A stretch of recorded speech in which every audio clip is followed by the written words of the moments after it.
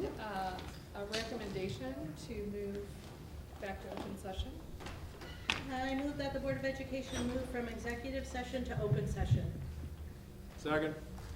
We have a motion by Amanda and a second by Lou. All those in favor? Aye. Opposed? Motion carries 7-0. We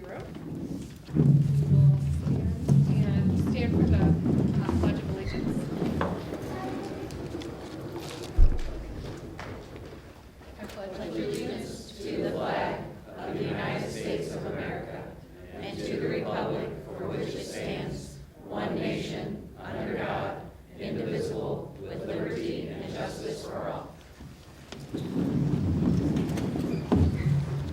Okay. We have our special recognition for the evening, and we will start.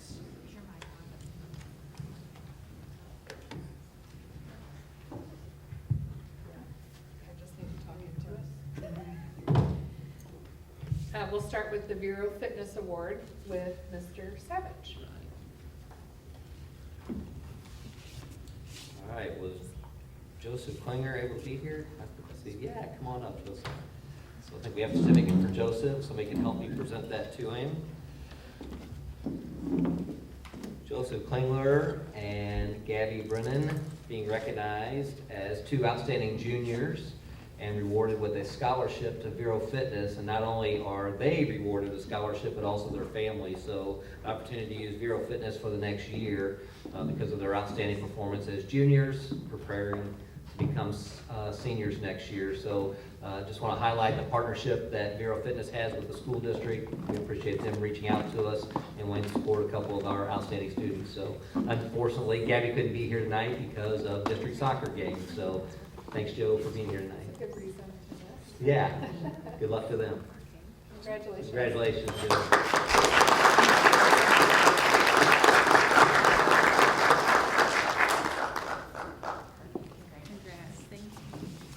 Good job, Joe, thanks.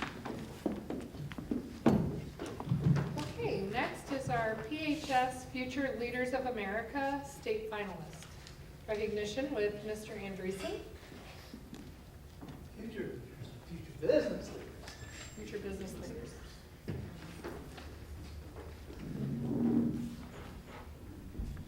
All right. All right. Tonight, we're proud to recognize several of our outstanding students from our Future Business Leaders of America chapter for their achievements at the state level and for their leadership and dedication throughout the school year. Please join us in congratulating our first-time state finalists, Mackenzie Greer, Peyton Brooks, Bentley Frisch, and Riley Black. If you'd come up, if you're here. I saw Bentley there.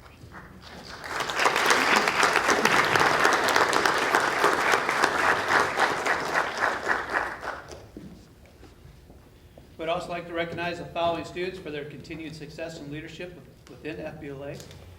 Carter Conley, first-time state finalist, chapter officer, and member of the parliamentary procedure team that earned 15th place at state. Connor Fitzgerald, two-time state finalist, chapter officer, member of the parliamentary procedure team that earned 15th, and also website coding and development team that placed 7th at state. Krista Flood, two-time state finalist, member of the parliamentary procedure team, member of the website coding and development team, chapter officer, and next year's vice president. Christian Everhart, he's not here either. Two-time state finalist, member of the parliamentary procedure team, member of the website coding team, chapter officer, and next year's president. I did have two seniors that unfortunately were not able to make it. I knew ahead of time. But Isabella Babb, she was a three-time state finalist and recipient of multiple district awards. And Bradley Swanson, he was a three-time state finalist, member of the parliamentary procedure team that earned 15th place at state, recipient of multiple district awards, and former chapter vice president and president. These students have represented our school with professionalism, leadership, and determination. Their accomplishments reflect countless hours of preparation, teamwork, and commitment to excellence. I'm extremely proud of their success and appreciate the positive example they set for our school and community. Please join us in congratulating these students on their outstanding achievements.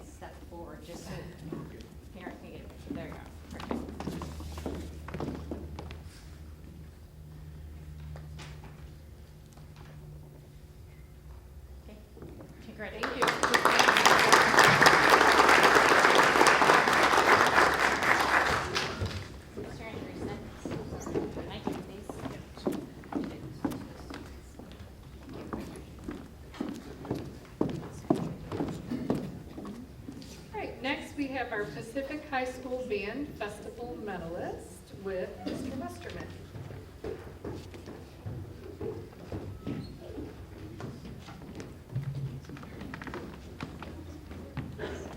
We also had several people unable to be here tonight, but they're all listed in the minutes. A big shout out to all these kids, being not busy just tonight, but kind of all year. Everybody that takes a solo or an ensemble contest is usually doing something else as well, whether that be something in choir, or they're part of the play, or they're in at least one, sometimes two sports in the spring. These kids, they do it all, and they're also like top of their class a lot of times. Awesome kids.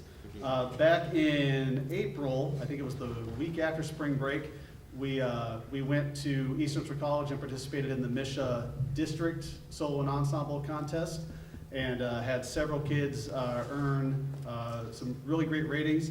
On stage, we have Alexis Snyder and Maddie Huff. They were part of a woodwind quartet that earned an outstanding rating.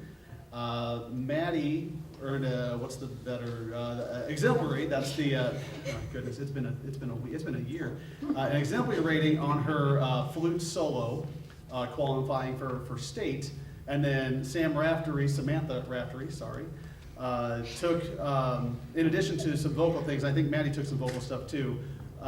Sam had a soprano and a bass clarinet solo, which both earned an exemplary rating at district and advanced her to state as well.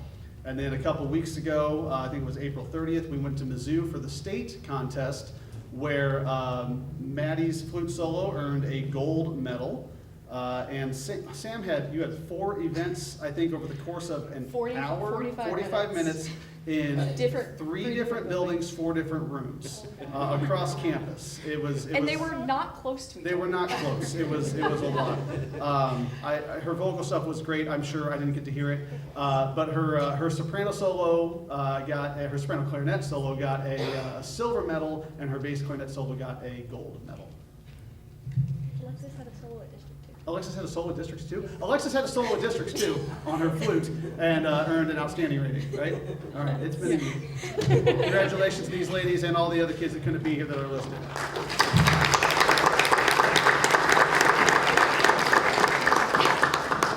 I didn't print out the schedule. Yeah, you didn't even look at it. I just want to look at it. That's your fault. You didn't look at the thing. You had solo gold. I did. Thank you. Thank you.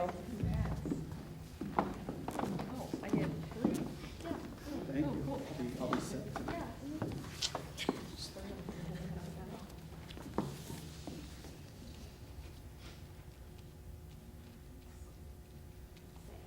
Oh, okay. That's parents.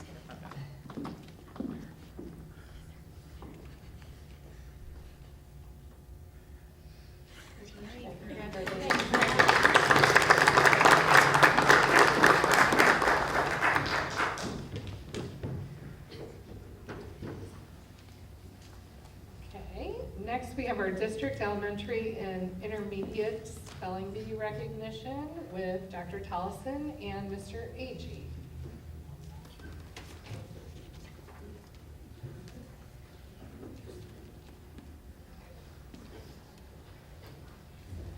There must have been something fun at Nike today.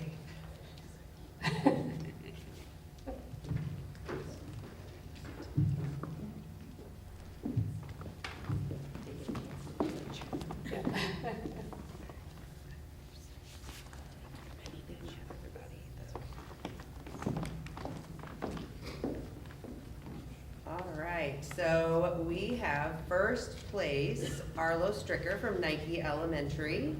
He was our first place 4th grade spelling bee winner. And our second place winner, William Harmon from Zitzman, could not be here tonight. But Arlo, congratulations, and we have a certificate for you over there.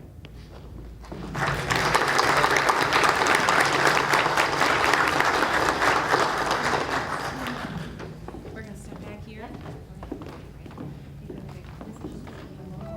And then I get the joy of introducing Curtis Scroggs as our Pacific Intermediate winner. But not only did Curtis, come on down, man. You don't have to stay up there. I know you're trying to hide from me. I see you. Not only did Curtis win our B, he went on to win the ECC Regional B And this is the second year in a row, and Curtis is only in 5th grade. So we're super excited. He was very sufficient in winning this year.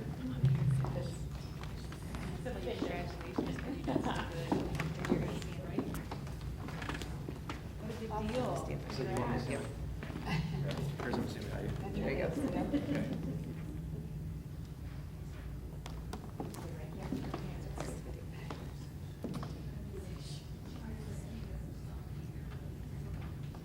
Congratulations.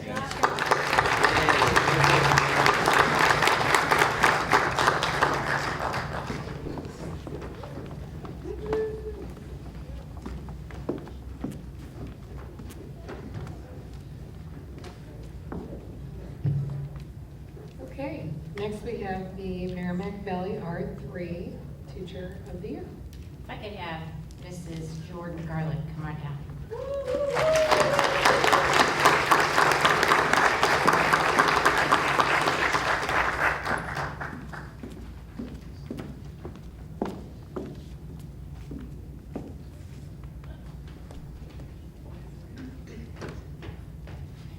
I would first just like to say what a year Mrs. Garlic has had.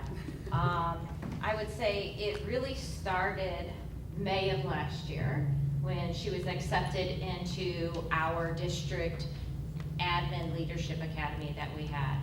I had the pleasure, and other administrators had the pleasure of watching her grow and just seek just professional growth in the classrooms, doing walkthroughs through different buildings. She then also jumped in and took on mentoring and really helped our new teachers this year. It was very easy to see why she was selected as the Merrimack Valley School District's Teacher of the Year. We would like to congratulate you and just say how proud we are. Thank you.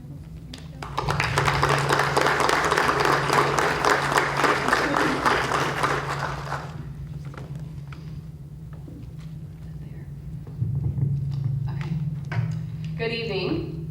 I am so honored to be named the Merrimack Valley R3 School District Teacher of the Year. This recognition is a true testament to the students I have worked with over the last 10 years. The connections I've made have pushed me to be better, think outside the box, and understand more deeply. Their influence has inspired me to establish deep roots within this district and dedicate my career to the success of Merrimack Valley students.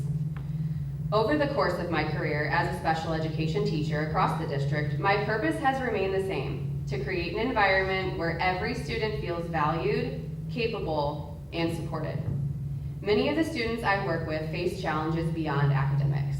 Some struggle with trust, others have experienced trauma, and many have never felt confident in their academic abilities. I work daily to redefine that narrative for my students. Through a blend of empathy and high expectations, I build consistent, trusting relationships that are the foundation to student success.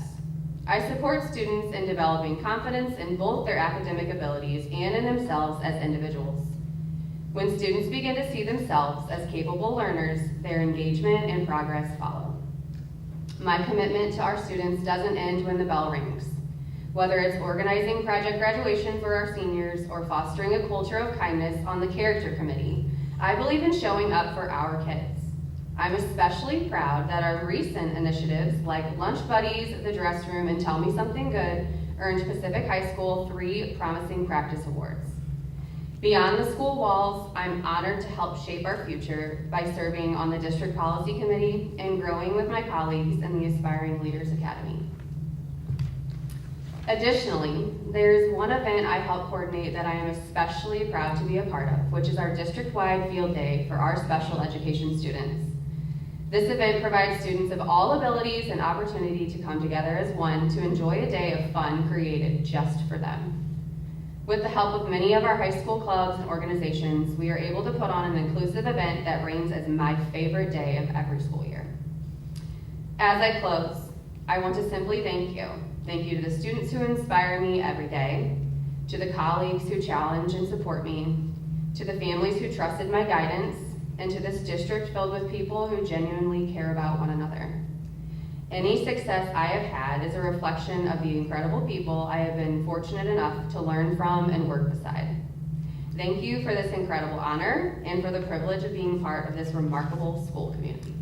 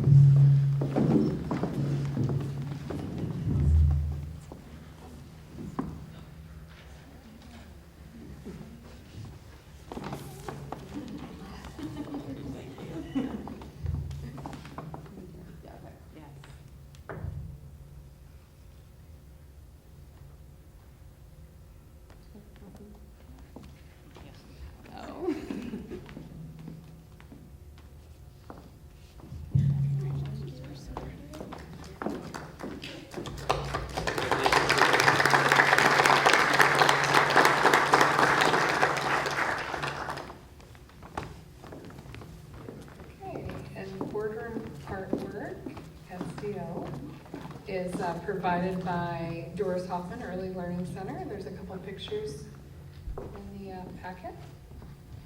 And that is it for special recognition. So if you are here for special recognition, it's probably a good time to sneak away.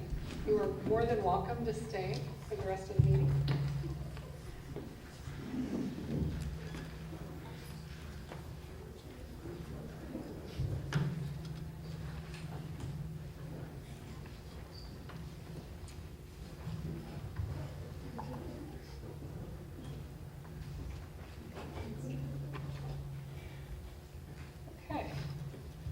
The next item on the agenda is public comments, and we do have 3 public comments tonight. I will read the statement that we have. To provide for an opportunity for the public to address the Board of Education, time is set aside at each monthly board meeting. Individuals who desire to speak during public comment section of the agenda are to complete a public comment request form before the meeting begins and turn it in to the secretary for the board. Patrons addressing the board are reminded to introduce themselves and give their residence, state their purpose in addressing the board, and keep the duration of their comments to a reasonable length of 3 minutes. Patrons should not expect an immediate response from the board. However, the board may ask questions of clarification or make observations related to the statements of patrons. So our first public comment is Jeannie Bannerman.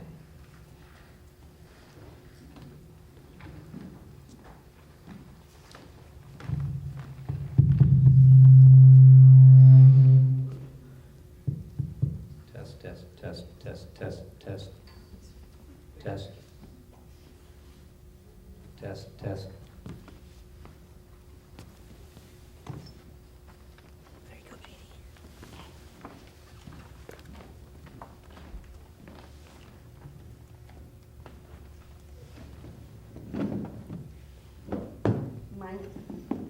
Is it on?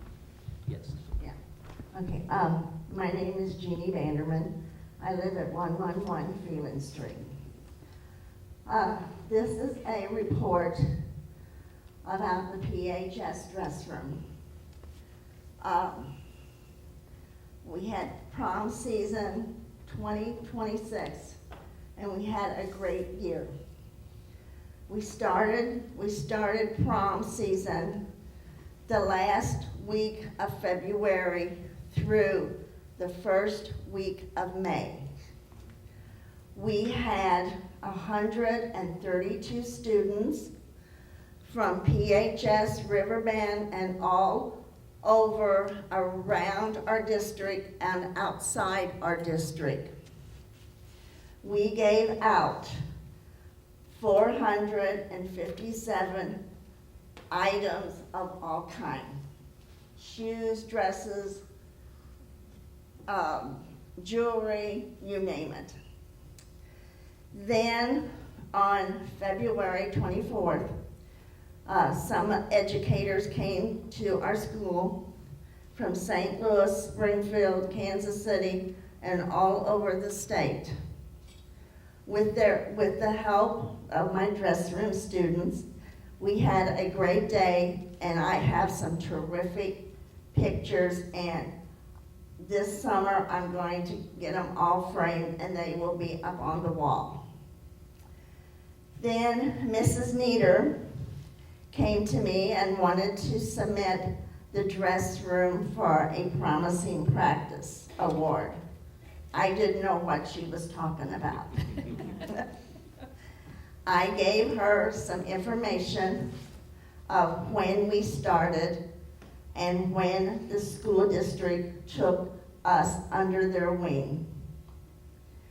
So it was submitted the end of March. We had to wait very patiently until sometime in May. On Friday, May the 15th, we found out that the dress room received the honors. I want to thank the whole Merrimack Valley School District, School Board, Central Office for their support, and to all the schools in the district. We have helped a lot of students. JAG, DECA, speech team, FBLA, drama club, and the project class. The JAG class did a video, and one of the students did an informational flyer. The project class is in the process of doing some shelves for us. And the dress room will be in the yearbook this next year. Again, thank you so much for all your support and for our special honor. Now getting ready for homecoming in a few months. Then of course, I gotta talk about the drama club. The drama club, the musical this year, or this fall, will be Mary Poppins. It will be October the 27th to November the 1st. I will be calling for more sponsorships in the next couple weeks. I already have $5,000 spoken for, and my goal is $10,000. I love what I'm doing and helping the students. Thanks again. And I love you all. Jeannie Vanderman.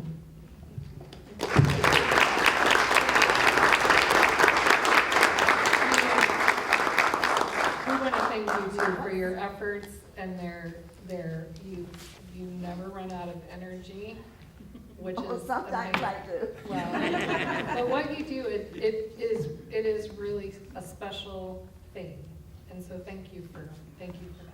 Well, if I didn't have my dress room kids, I've got 10 dress room girls and I've got 2 dress room boys that comes down after school on their lunch and helps me. And if I didn't have them, I couldn't do it. Thanks. Thank you. Thank you, Ms. Vanderman. Thank you.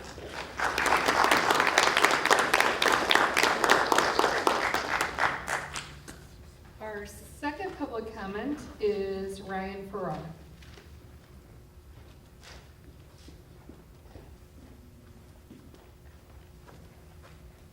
How about one more round of applause for Miss Jeannie in the dress shop?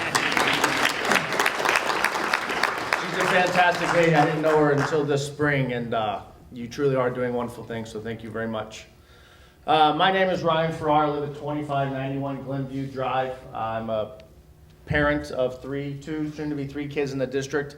Talking about 2 items today. One is the athletic field. I was here in December used a little bit more than my 3 minutes. That won't be the case tonight. I talked about childhood obesity and how important getting outside is for education and how it's all about being well-rounded and the discipline and showing up to practice on time and having all your stuff and what that teaches kids, no matter what sport it is later in life.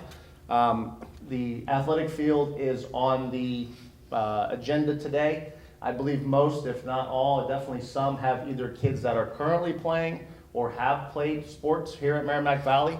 And today, when you guys are voting, I want you to think about those memories and what your children have learned or are learning during that athletic process of their career, be it just in high school or even in middle school, and how important that is to the well-rounded, complete education system that's provided in Merrimack Valley R3 School District. So please take that in consideration, and I really do hope that that gets approved this evening. My second thing is Prop S. Full disclosure, I am the chair committee for Prop S. I am not here representing Prop S this evening. I'm here as my own self. A couple things on Prop S. Yes, we fell a few votes short. It's also on the agenda tonight, August, November. That's your guys' decision. The reason I was on the chair is for the new middle school, which I still believe is super important. We can sit here and discuss about the other 5 or 8 million and what happens there.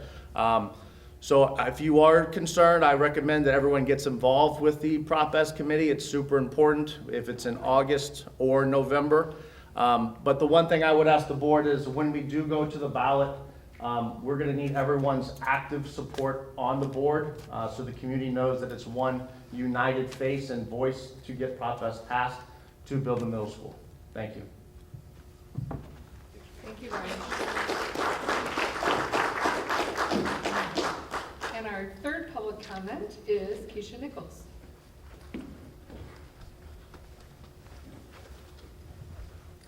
Hello, my name is Keisha Nichols. I live at 2633 Merrimack Terrace Road in Robertsville. I'm speaking tonight regarding the financial decisions proposed on tonight's agenda. Our community has voted twice on the bond package being presented. Twice the community has voted the measure down. It is time to listen to the feedback rather than simply hoping it will go away. Here's the bottom line.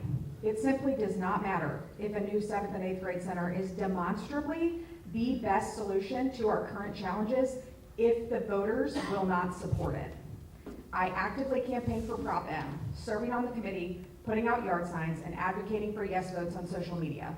I publicly shared my intention to vote yes on Prop S.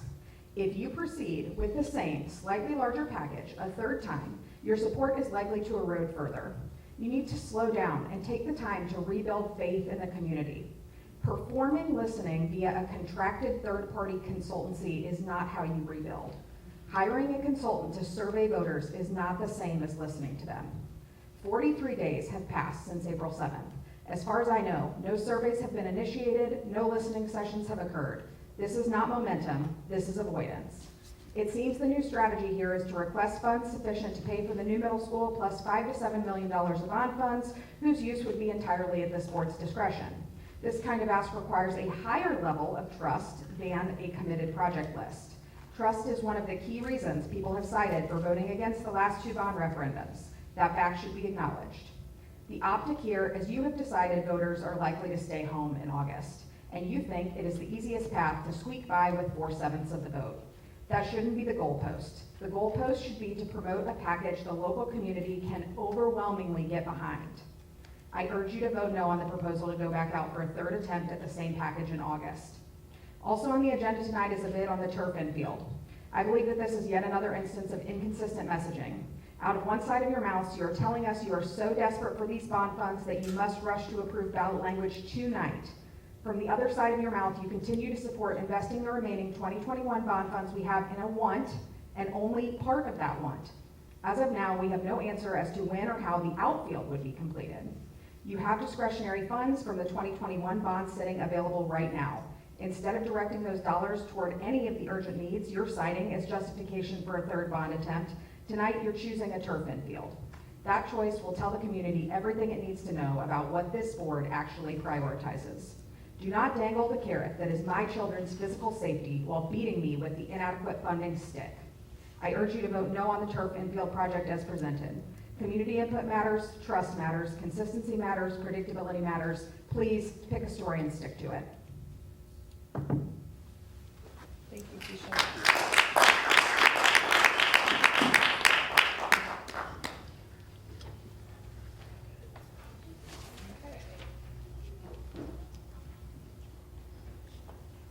Okay, the next item on our agenda is consent agenda. So we need a motion.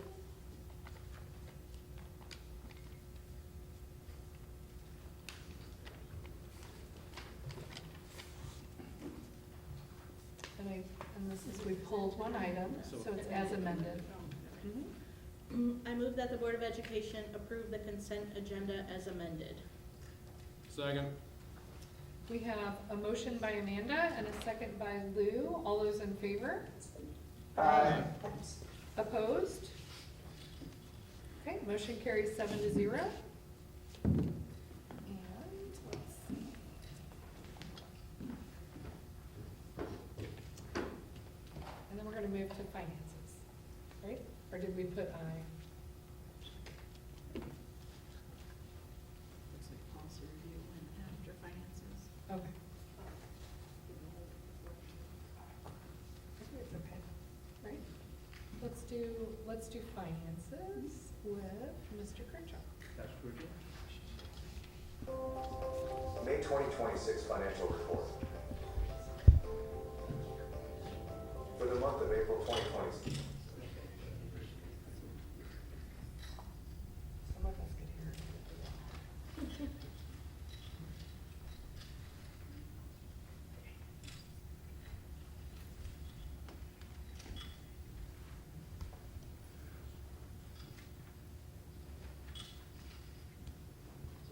The district received revenue of $4,011,819.36.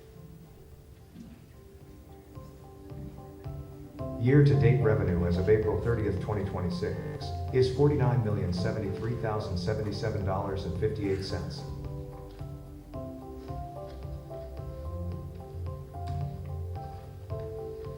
As of April 2026, the district has received 97.09% of total budgeted revenue. Compared to last year at this time, the district had received 92.24% of total budgeted revenue.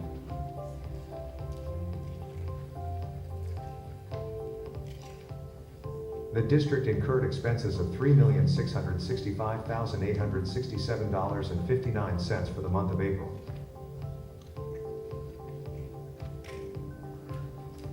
Year-to-date expenditures as of April 30th, 2026 are $35,534,706.01.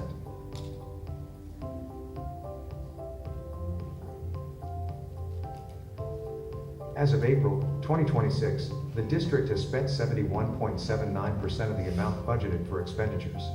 Compared to last year at this time, the district had spent 74.34% of the amount budgeted for expenditures.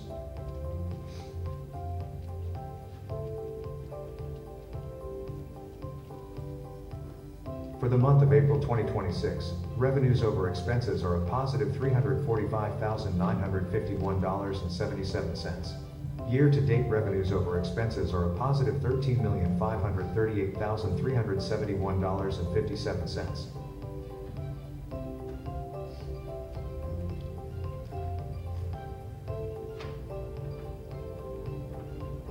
During the month of April 2026, the district incurred zero expenses from the 2021 bond issue Fund 43. The fund balance in Fund 43 as of April 30th, 2026 is $853,157.57.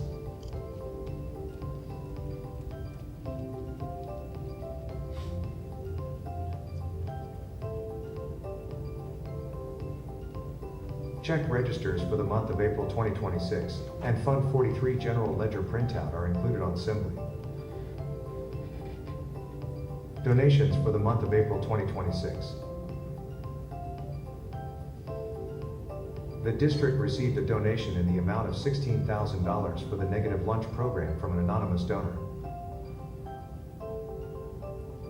The district received a donation in the amount of $500 for project graduation from an anonymous donor. The district received a donation in the amount of $1,000 for special education field day from an anonymous donor. The district received a donation in the amount of $200 for the Jerry Agee Scholarship Fund from Brenda Snyder. The district received a donation in the amount of $200 for the Jerry Agee Scholarship Fund from an anonymous donor. The district received a donation in the amount of $50 for Garden Fund from Linda Browski. The district received a donation in the amount of $1,000 for special education field day from the Pacific Indian Sports Club. Pacific High School received a donation in the amount of $1,000 for golf balls for girls golf tournament from the Franklin County Country Club. Pacific High School received a donation in the amount of $200 for Project Graduation for Mercy. Pacific High School received a donation in the amount of $1,100 for the golf tournament to support girls basketball from the CAP Contracting LLC. Pacific Intermediate School received a trombone valued at $200 from Larry Humphrey.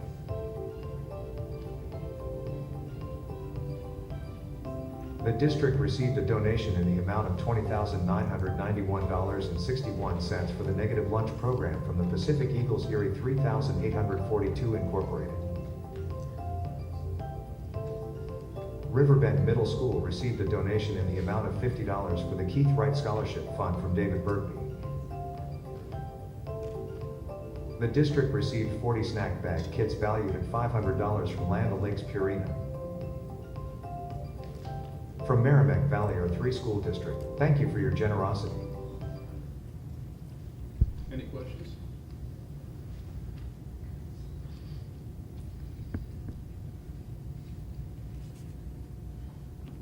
Questions?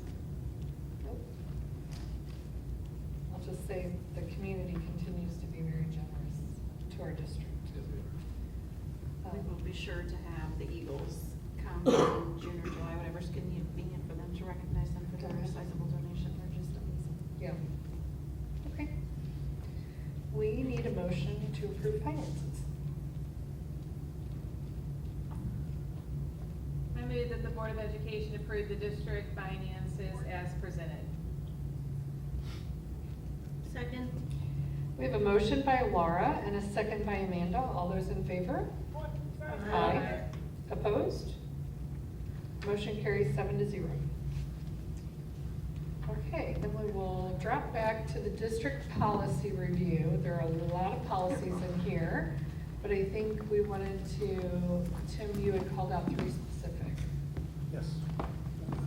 BCCA, in the 4th paragraph, I believe they're wanting to change the word may to shall, and I would like to keep it at may instead of making it shall. I think that it gives this board, future boards, more flexibility. You may have a time when the majority of the board is not as fond of Missouri school boards as we currently are, and it would require changing policy if they chose not to do that. And which, So BCCA? yeah, but Yes. which section? What is there, one of the numbers? It's the 4th, Okay. in the upper section. Yeah. Oh, I And see it's it. organizational meeting, the Board of Education shall or may appoint 1 or more board members to serve. Cross out shall. Anybody have a concern with that? Maybe get back to May from shall? Are you good, Mary? The humming, I couldn't hear for the humming, I'm sorry. So, Tim, I know, it's like when his was on, this was hummed. Well, if any of this needs to go back to policy, we need to look at it. Well, the B policies are all those board policies, and I mean, this is a simple one, I think. It's up to the board, being their policy. so Mary, you're on the board policy I'm on committee, the right? policy committee, right? So are you okay? What Tim wants to do is keep the Board of Education may appoint a delegate. They wanted to change it to shall, and we'll keep it as may. Are you comfortable with that, or, okay? If everybody's good with it, okay. And you'll change it, okay. And the next one was on policy BI, and it's kind of the same thing. And right before the numbered area starts, it says, "To this end, the board will," and mainly because of number 4 in that section, I think there should be a different word besides will. I'm not sure what it should be, but again, I think telling future boards that they have to maintain a membership of the Missouri School Boards Association is not, to me, the appropriate thing to do, but So do we change this will to may again? that would be fine with me. I just didn't have a suggestion.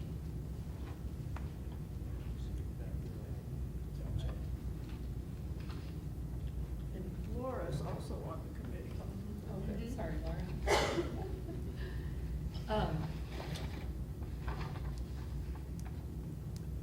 So, are there any of those 5 items that you, Mary, or Laura, feel like need to be will, or are we okay to change it to may? I don't personally see a problem with it, or I don't wanna speak for committee, but I don't think it would be up for debate on that. Do you, Mary, think it would be an argument? No, I'm fine with it. Okay. All right. And the last one I had was policy BF, and there were 2 things with that. The first one is in the section labeled policy proposals. It's the last sentence. In addition, the district may, and they're wanting to change that to contract with Missouri School Board Association to provide samples. I would like to leave it as utilize an outside entity, because once again, a future board may not want to use Missouri School Board Association, but they may want to use a different entity to provide those services, so, And outside entity covers MSBA. yes.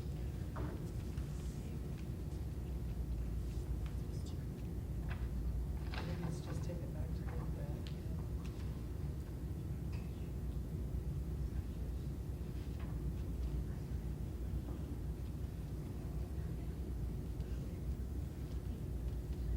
Any concerns with that?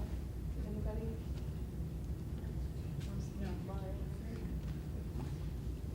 Okay. And the last one I have is on that same policy. It's under the section listed as policy review. And it reads, the board will review its policies on a continual basis in an effort to ensure that they are current, accurately reflect district practices, and are in compliance with law and legal guidance. I object to the phrase accurately reflect district practices. I'm of the belief that practices should reflect the policy. Policy shouldn't be made to reflect the practices. If we are needing to change the policy because our practices don't align, that means somewhere along the line, somebody didn't follow the policy. So that one, that may need to go back to policy review, because it is a little bit of a semantics of what your belief is, but for me, the policy comes first, and everything should reflect upon those. Your practices, your procedures, everything. So,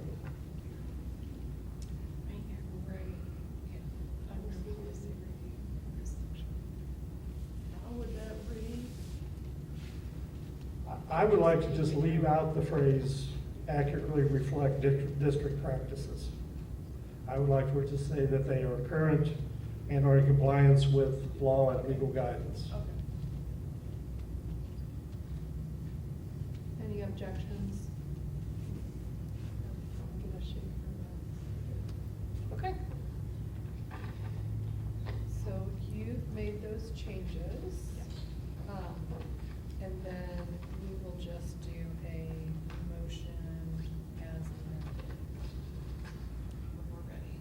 Anybody else, anything else on the policies?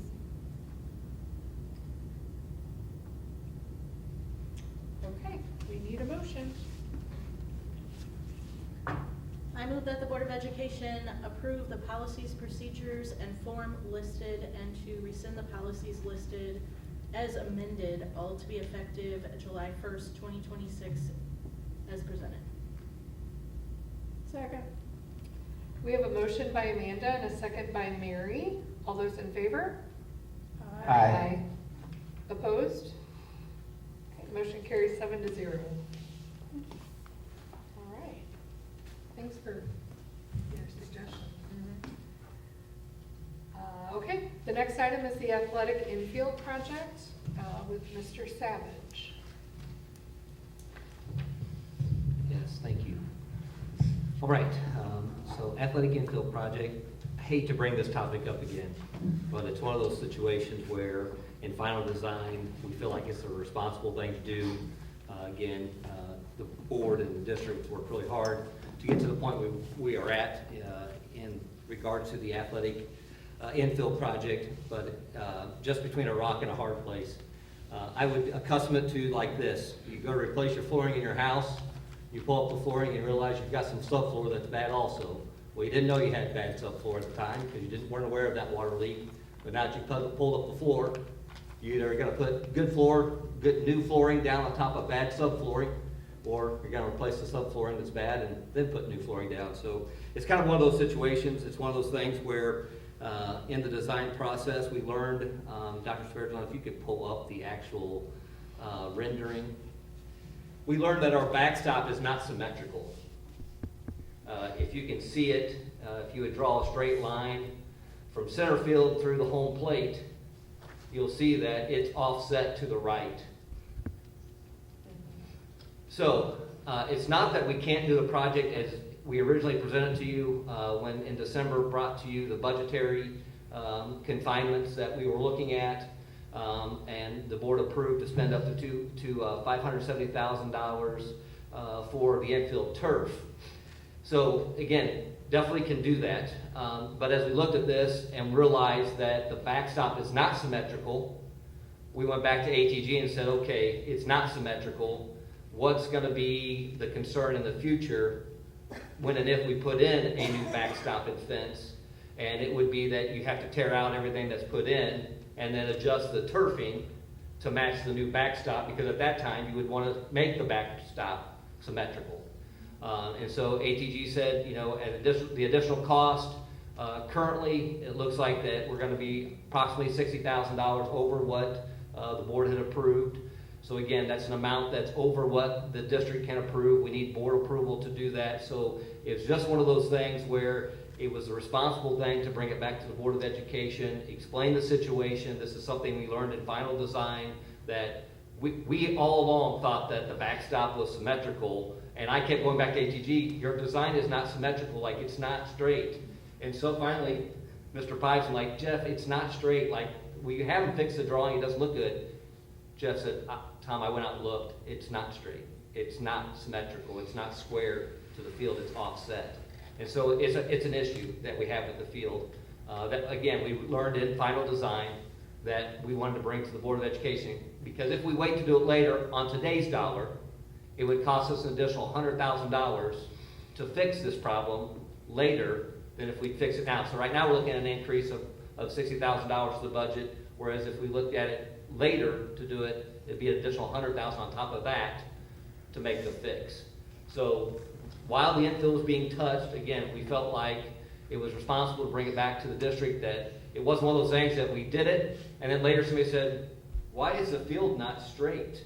Why did you guys not look at that and fix it at that time and not wait till later to fix the problem that was realized? So again, it's a problem we noted, felt like it was the responsible and right thing to do to bring it to the Board of Education. Again, hate to bring it up. I apologize that this is not something that I was aware of prior to this design, but it was only in final design that I finally had the information that the reason all the drawings have been off the whole time is because our backstop's off. It's not square, it's not symmetrical to the field design. So again, wanted to bring it to you. and be glad to answer any questions that you have, but, Mr. Pipes, anything I left out that you need to add? No, like you said, when they go to remove the dirt and add the turf, we're gonna pour a concrete curb all the way from dugout to dugout. And then it'll be a turf infield.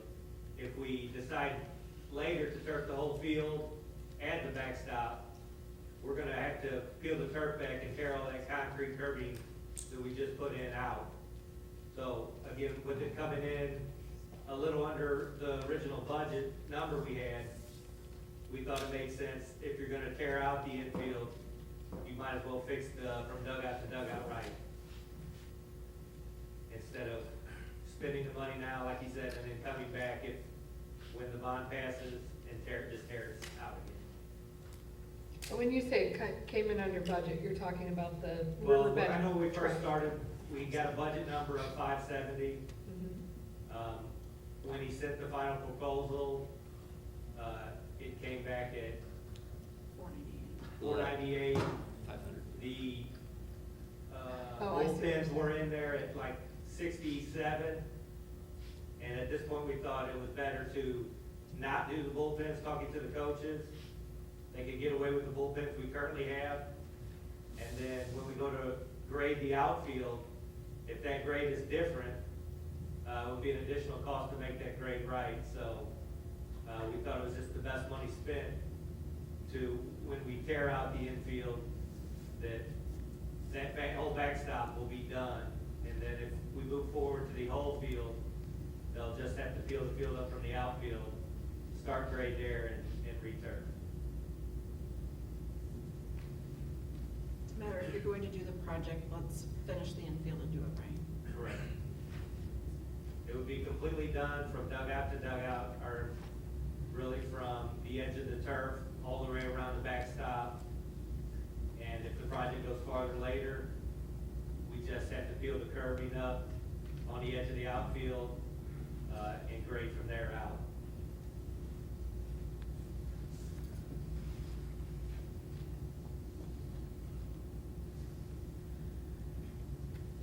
Is that the only possible additional cost to doing this? Because there was something in there about soil and something in there about repairing roads and something in there. So it sounded like this isn't, 600 and some thousand is not the only cost that it's gonna be for this initial. Correct. I mean, I think anyone that's gonna do dirt work is gonna give you, they don't know what they're gonna find underneath there. I mean, I hope when the field was built, redone, and it was built right, compacted, and when they go to take the grade they need off to put their gravel in, that it's gonna be solid soil underneath there. I mean, it's typical standard operating procedure kind of in dirt work that a contractor doesn't include any kind of remediation unless it's specified that they know how much is going to be there, but that's typically something that you don't know. So when they do run into something, then they go back and, hey, this is what it's gonna cost, say, per cubic yard to dig it out, put it back in. Same thing with roads, that they could have been asked to put a contingency in there to repair any kind of roads or any kind of remediation or anything like that, but I mean, it's pretty standard that it's not included. And it could potentially be zero. Potentially. But potentially, But- we could be going over 700,000 just on this first part of the. Most definitely. The potential also goes the other way as well. Because, you know, they're bringing in hundreds of tons of rock, sand base for this thing. So that's dump trucks running on marginal asphalt probably at best. So, I mean, you're gonna find issues pretty quick when you start running loaded dump trucks over areas that probably weren't designed to have loaded dump trucks ran over them. So I go back to something that came up before. Maybe we'd be better off going back to square one and putting this whole thing in the bond issue. Well, yeah, that's what I had suggested back in November, December, that way we know that we didn't have to do half the field and then potentially not do the other half until who knows when. Because the way it was decided in December is the outfield hinged on bond passage, right? So that way that we could have captured everything at once.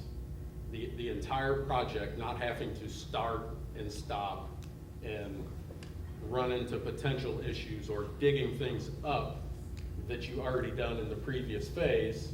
And no matter what you do, there's work in the outfield that's going to be done on the first phase that's going to get dug up on the potential second phase. So you're not necessarily saving money on one when you're going to be doing it again just in the other area of the field.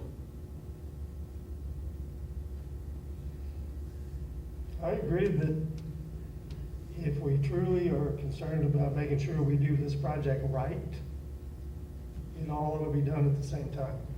It all go on a bond issue, be approved by the voters as a project, and then be done. I mean, my point of view and my opinion has not changed since December, that I want our kids to have a turf baseball field, a complete turf baseball field. I want all of our kids to, whether they're in sports or band or speech, to have the things that they need to compete at their highest level. But I also want every one of our kids and every one of our staff members to have what they need in their buildings and things as well. So that's where I am at. And I know in December that it passed 6-1 to spend up to $570,000.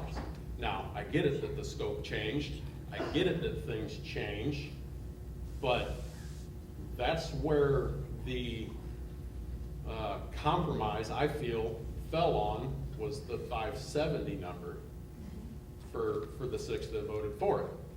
So my personal opinion is now we're adding another 60,000, which I totally get on why they want to do the things that they want to do, because they want to do it right, right? But also, in my opinion, doing it right is doing the entire project, from backstop to outfield fence and everything inside of it.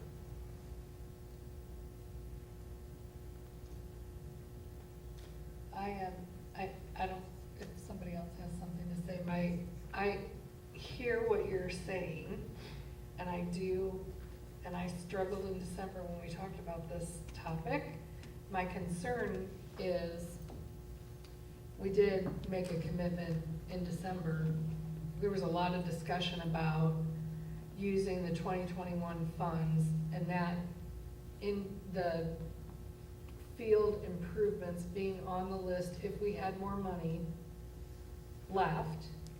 And you know, I was not happy with just doing half of it at one time. It's not the right way. In my mind, it's not the right way to approach it. But we have money left from the 2021 bond.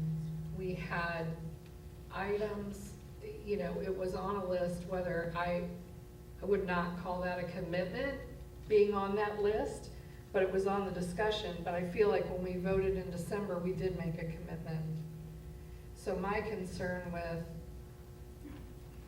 taking that off and putting it on the bond issue, I feel like that's I feel like we're kind of going back on the direction that we had. I also feel like that extra $60,000 has to be spent if we do the infield, because I don't feel like we can do the infield with the 5 whatever it was and not fix the backstop, because that's just the wrong way to do it. But I'm concerned about the fact that we have 2021 bond funds. The Riverbend track, it came in under. I recognize that there are all kinds of other things that we could do with that money. I get that. But going back to the conversation and the vote that we had in December with the approach of doing the infield because it was on that list, and now both of those projects will be under budget and we'll still have $100,000-ish left from 2021 that we should absolutely have a conversation about what to spend that on. But I feel like these two projects, that's where I am personally. We made a decision in December and it doesn't feel right to me to change that. But I would like to hear from the rest of the board. I agree with you that the vote in December makes it really hard, right? Because the board, the majority of the board made a decision, right? The majority of the board made a compromise. Well, Agreed. but yes. But it was a decision. Well, Not optimal, but it was a decision. So we're changing the compromise now, and that changes the entire perspective of what happened in December. But in my point, I guess, Tim, to address that or to talk about that, I don't feel like we're changing the project. I feel like where we maybe went wrong or where things weren't optimal was in December.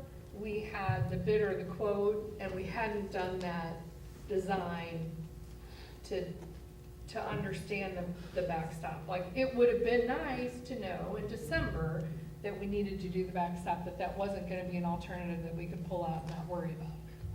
But I feel like when we say do the infield, I mean, I feel like that includes the backstop.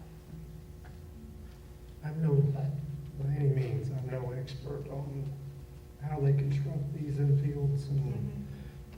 but You're more of an expert I than me. find it very hard to believe that there's not a way to design this infield and keep it back from the backstop to where when we go to change that backstop, we don't have to tear up that whole edge of that field.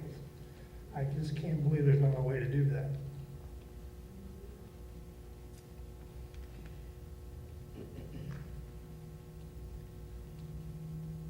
I also think another one of my points that I tried to make in December is this thing wasn't ever put out to bid.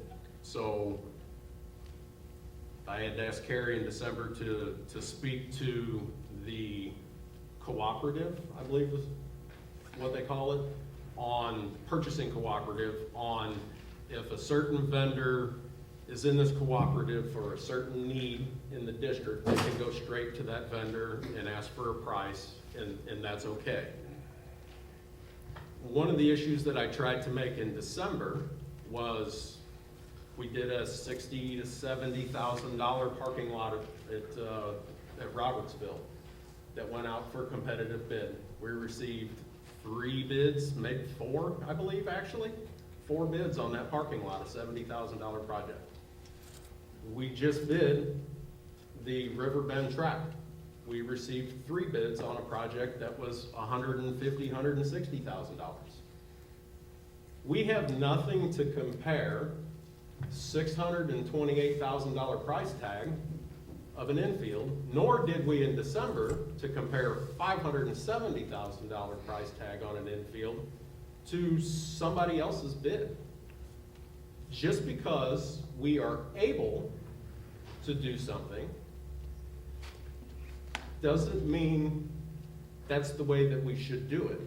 Like, this project here is way bigger than a $70,000 parking lot, way bigger than a $170,000 track, that we had multiple bids on each of those. There is nothing to compare this bid to know that this is actually, a good price. And it may be the best price out there. But we did not give it an option. And that's the point that I tried to make in December as well, and that we're also seeing. Now, they had everything written out as far as alternates and things like that, kind of the a la carte in the original one in December. And what they're trying to do, to put into the new proposal doesn't, the numbers from December, it's a discount, it seems to me, from that. But we don't know how that would compare to Vernon Jones, like another St. Louis area field installer, or Bombshell Services that's done many athletic fields in St. Louis. And that was where I was hung up in December as well, and I still am, because there's nothing to compare it to. What's the thought of the district on that? It is specific to the project. For example, on our 1.3 or 1.6 electric buses, we utilize the cooperative when there is a specific, whether it's a product or a service that we are looking for that is key. This is the company that has installed our football field, so there is a benefit to having as far as service and agreements and the upkeep of it, the same. This is a proprietary situation where no one else can install the Ram turf that we have our experience with. Not another vendor can put down Ram turf product. Only this company can do it. So that's why, it's because it's proprietary. Again, there are other companies out there that put other types of turf in or other turf fields, but it really came down to the specific product. So yeah, so because of your information and concern in December, we went back to see is there anyone else that can provide the same product, and there's not another installer that's allowed to install Ram turf, right, Jeff? That's You correct. had that conversation. We went and looked at numerous fields. Like you said, our stadium field is ATG's quality turf. Of all the turfs we've seen, the Ram turf was by far the best quality that we looked at.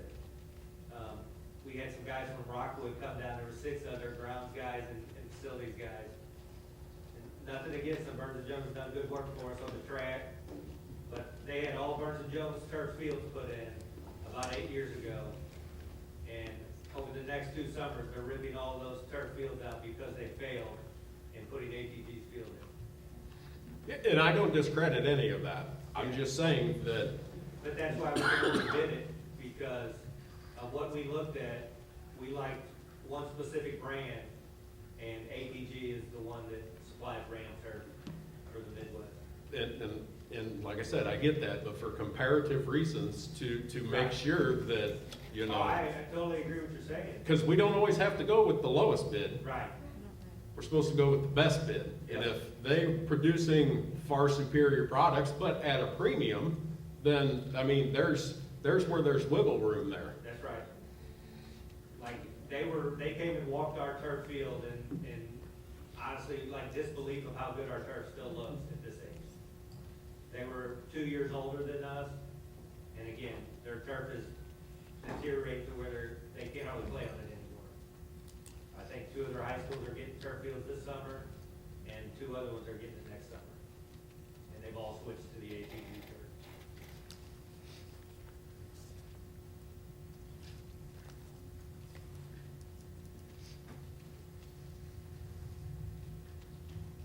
If we're gonna spend the money, we wanna make sure it's a company that makes the turf last, right? Right. We don't want it to whittle away in a couple of years. I'm personally, people have talked about trust with us a lot, and that's my stuck point, is that we did make a vote, and I don't feel comfortable going back on that vote and that promise and that commitment. It's more than saying that, oh, we might do this, we made a pretty final commitment, and to follow up on that. Yeah, I mean, I feel like at that meeting, somebody, I don't remember who, but I feel like somebody said, like, we had a whole bunch of people in the audience that were interested, and somebody made the comment that said, we're not gonna go back on our decision. So, I wouldn't go back on my decision. I voted to put the project forward for $570,000 and put the rest of it on yeah, but I feel like we put, the compromise was the infield. not doing the outfield. And I think that's maybe that's where I'm splitting hairs, maybe. But I feel like if you're doing this whole infield, to leave the backstop the way it is, hearing and knowing that it's gonna cost us an extra $100,000 when we go do it right, that doesn't seem like being a good steward of It's not of fiscally funds. responsible either. And I'm not sure if the compromise on the outfield and the infield, or just the infield, was actually much of a compromise, because we didn't have the funds to do it all Oh, I out agree. of bond. I agree. So I don't know if calling that an actual compromise is a fair assessment. I think the compromise was if everybody was comfortable with doing the infield versus spending that money on something else. I think is what the actual compromise was, not if we can do just the infield or the entire thing. Because we did not have the funds to do the entire thing. No, but right now, we have the 2021 funds to do this the right way, the recommended way, and follow through with the track and the infield. We have the funds available. The issue back in December for several of us was the district's financial condition. If anything that has happened between December and now, the outlook for the district's financial condition is worse, not better. I agree 100% with you, Tim, I do. And so to allocate more funds toward a project instead of holding those funds for things we may need, when we are going to, here in a few minutes, talk about putting another bond issue out there and asking people for desperately needed funds, I just can't do that. There's got to be a way. I'm not convinced that they can't put that field in such a way that they won't tear it up and do $100,000 worth of damage to that field. That makes no sense to me. There's got to be a way to do that. They have to have been able to do something like that before. I just don't believe it. Like without spending the extra 60,000, the new, is that what you're saying? I don't believe that they can't put the field in without doing it in a way that they can do the backstop later. I don't believe it. There's gotta be a way to do that. I don't know. I mean, I'm not the expert. These people are the ones that do the work. So, I don't know. I mean, Jeff, the conversation that you all had about the rework that was gonna have to happen, did the Yeah, extra so- $100,000, does that? So right now, they would peel the fence up, they could do it, pour the concrete curb around, try to stretch the fence back down to the turf. The backstop is gonna consist of pouring a footing, it's gonna be a masonry 2-foot wall, that expands around with a cap on it, and it's gonna be a different structure. It'll be the 25-foot poles with the netting to keep balls from going over the backstop. There's not any way that they can't create the arc or the circumference of what they need on that field and stay a foot or so inside of the existing backstop with the Sure, they turf. can pour it, but when they go to tear the old backstop out, I mean, you're gonna tear all your concrete out. I mean, you could peel the field back, tear all your poles and fencing out. How much concrete is under that backstop? Well, The there'll be existing 160 backstop right feet. now? There's none in there. I mean, I don't know how deep the poles are, 3 or 4 feet poured concrete. Just where the poles are? Correct. So if. Yeah, I can't believe they can't stay inside that backstop and take those poles out without tearing it all up. I just can't believe that. They did. You pour concrete, they nail a 2x4 nailer on there, that's what holds your turf down.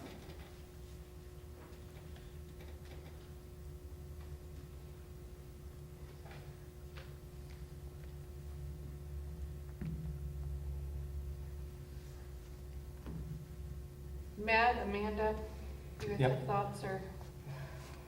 Yeah, so, yeah, for me, I'm aligned with Diana and Laura. I mean, the turf project coming in 150,000 under budget, and then this infield project coming in under budget, and allowing us to do what's right when we have the opportunity is where I'm at. So I'm fully aligned with that. They're the experts. The administration and ATG, those are the people who are telling us and guiding us, because it's what they do every day. So that's where I'm gonna listen. I would agree with that. Like Laura said, I don't feel comfortable going back on my word from December. I mean, we have this whole thing we keep talking about, transparency and doing what's right and what we say we're going to do, and we said we were going to do it, and now I would hate to go back on what we said we were gonna do.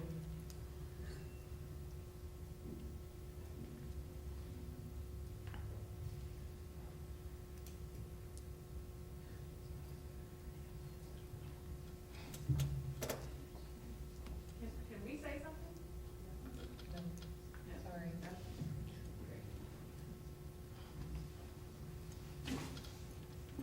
Sorry. I just can't, We would give you the bond money.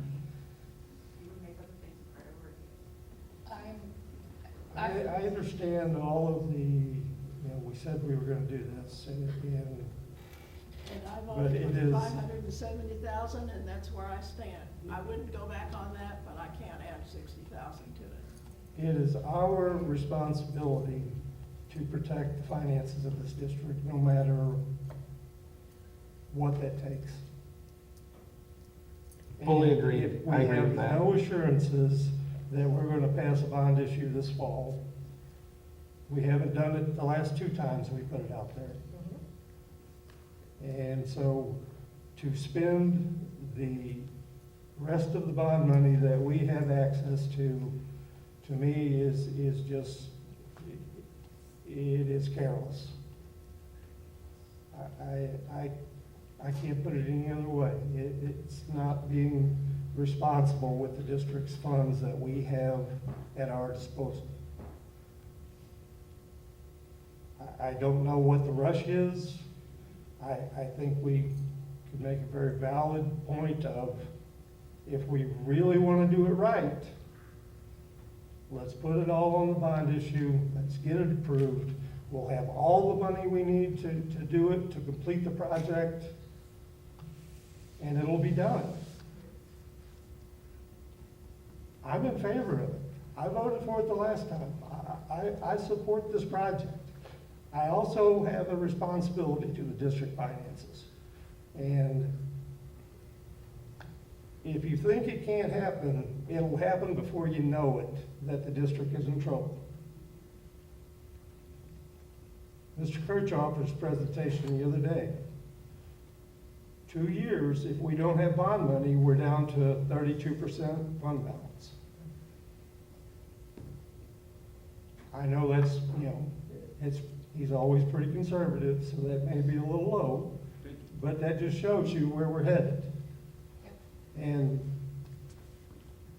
we keep saying it takes bond money to operate this district, and we're gonna spend $600,000 on a want instead of a need.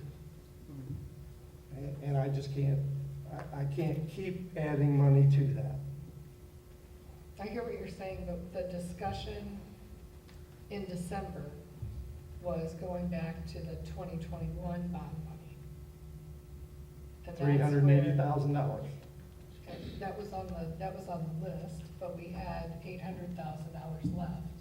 And it was, if we had money left, that 380 was the equivalent, the less exact, the 575 that, or 580 or whatever it was, that isn't. So it was an estimate, it was not fleshed out. But I go back to, those were the items we were gonna do on the 2021 bond. They were out there. We agreed that we were gonna, there was a conversation that we needed to follow through on that. I understand So that. I understand that, and the turf field has never, ever been listed on a bond issue as a priority.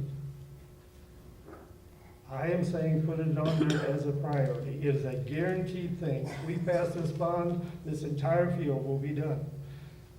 I just can't get past the fact that when you start not having money to do things, it gets pretty ugly pretty quick. You lose control of being able to make decisions. I don't disagree with you at all, but there is a fine line between hoarding money, saving all we can, versus not doing the things that we can do to improve and make things better. I think that this district is in a spot with buildings, as we can see, where we didn't build new buildings for a very long time, and now we're stuck in this spot where we need them and we can't afford to redo all of them at once because we were saving for a long time. I'm gonna say this about the turf, just as a mom and a person in the community. I know of more than one family that has went to a different school for high school specifically because of baseball. They went to St. Bridget's till 8th grade, and then they get to choose where they go. And they went to a different school because that has more opportunity for their kids to play baseball on turf, play more games, have more scholarship opportunities, whatever the case may be. I am a new baseball mom to a tiny person. I've seen the benefits of turf and all of the, not just for laundry purposes, but all of the other reasons. So I guess my worry is if we keep kicking the can down the road on everything, we're still gonna end up exactly where we're at right now. And I worry about that. We have to start somewhere, and this might be the project to get us rolling. It might not, I don't know, but something's gotta give. And we can't keep just band-aiding stuff, because obviously that's failing us.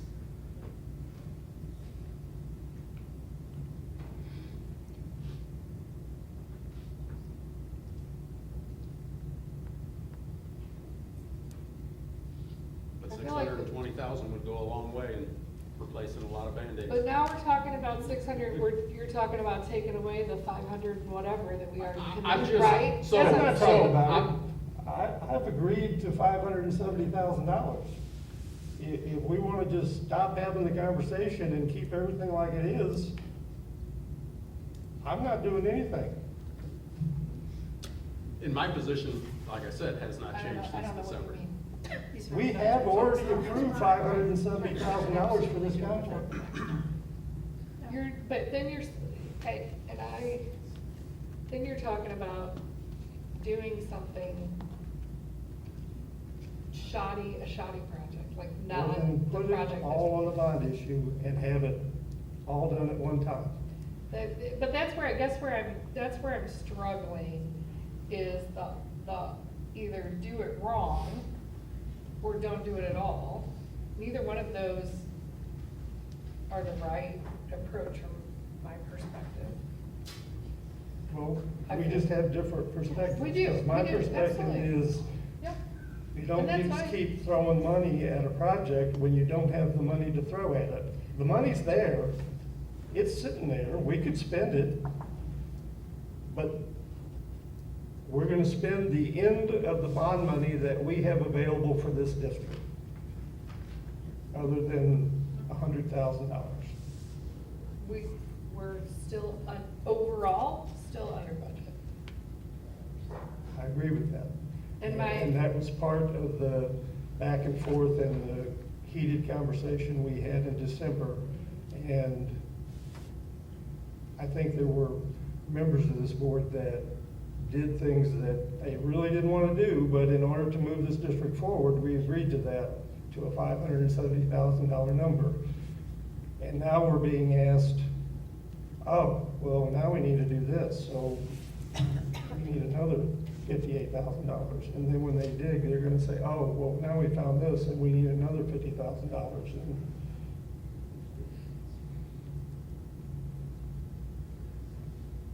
for me,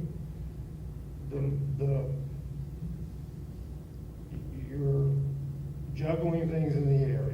You're comparing the message that you're sending if you go back and don't do the project right now and you put it on the bond issue as a total issue,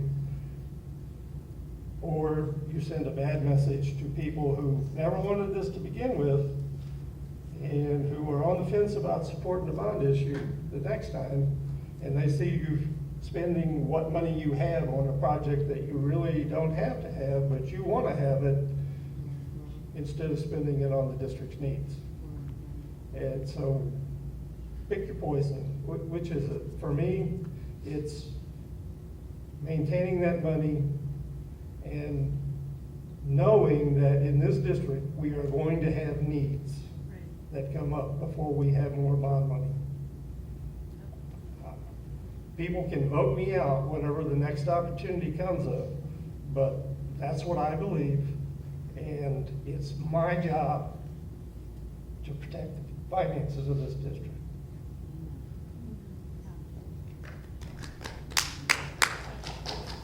Please. Thank you. Okay, any other comments or input? So what Tim is saying, and I think I heard Mary say, is the 575,000 is what they agreed on. Is there any chance to go back to them and talk to them about that? We've been in contact with them. It's not that we can't do the project. Again, it's just knowing right now it's gonna cost us more later when we know that the final design will require a change in that backstop. So again, it's not that it can't be done. I mean, we have that number already. And again, we can work with them, try to minimize. And I think knowing going in that that's our desire in the future, they will try to minimize and complete the project to try to minimize the tear out. You know, maybe even redesign of some turf, because a concern that I have is depending on the length of time that we have between if we would install it now and install it later, how new turf, if they have to patch in new turf around, how that looks against old turf.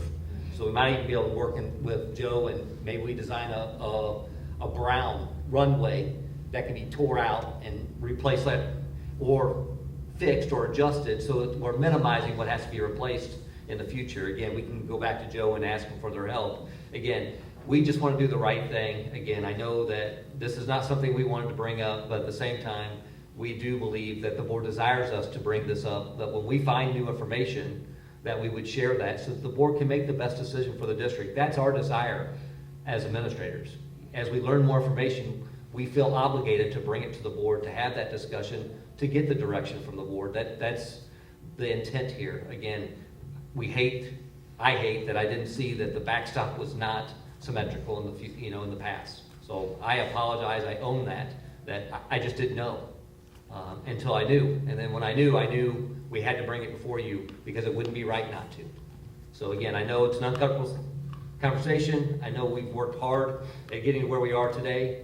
Again, we can continue with what's been approved, but that's the direction we needed so we can move forward if that's the direction that the board wants us to go. So I appreciate it.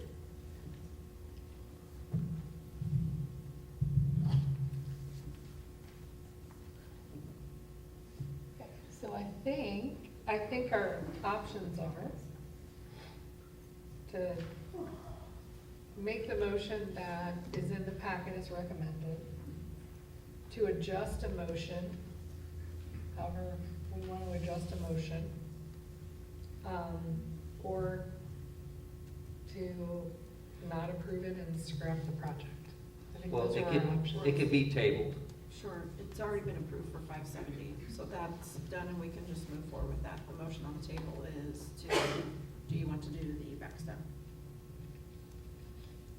The 570 that was approved though, It's done.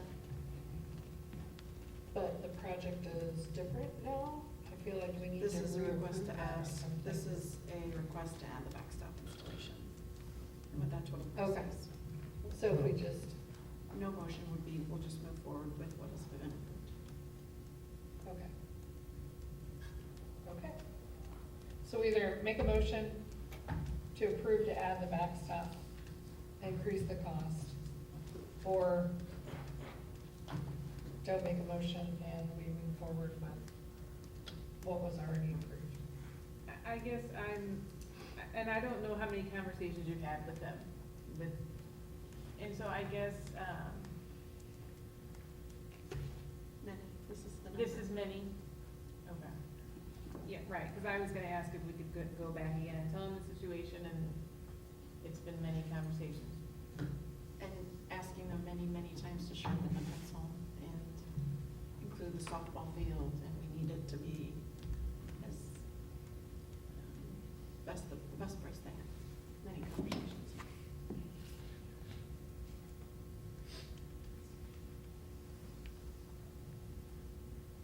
And just to be clear, does this include the softball, Yes. all the stuff on softball?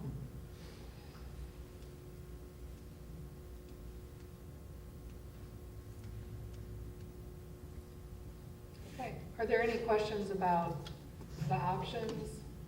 Yes, Uh, because I couldn't understand any of Okay. the options. So, As I understand it though, we have voted in favor of the $570,000. That stands Yes. right now. yes, So the other option is to take this. to vote to add the motion backstop, without adding. mhm, Okay, or we leave it the way it is. right, which would not require a motion. Right, since we already approved. Is there a desire to make a motion?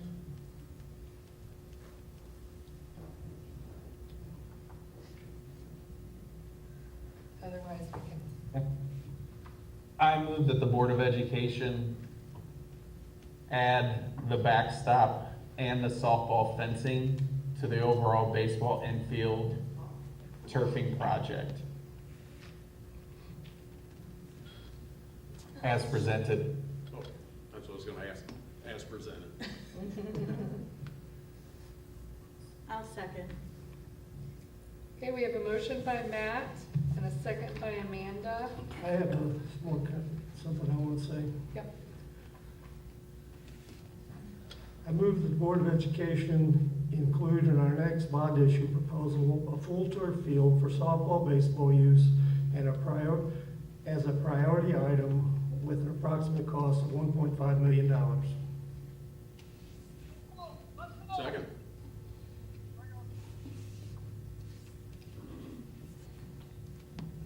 How, the question that I have is how can we do that if we've already approved? It is a related item to the topic that we're talking to. No, I'm just saying, how do you do that if we've already approved the infield project to move forward? We can rescind that. There is no contract with that company to do the work. We can rescind that. But don't we need to finish the first motion? No, we have to deal with my motion first. First and second. They both received a first and a second. Yeah, Yeah. and both are on the floor Yeah, as a first and a second.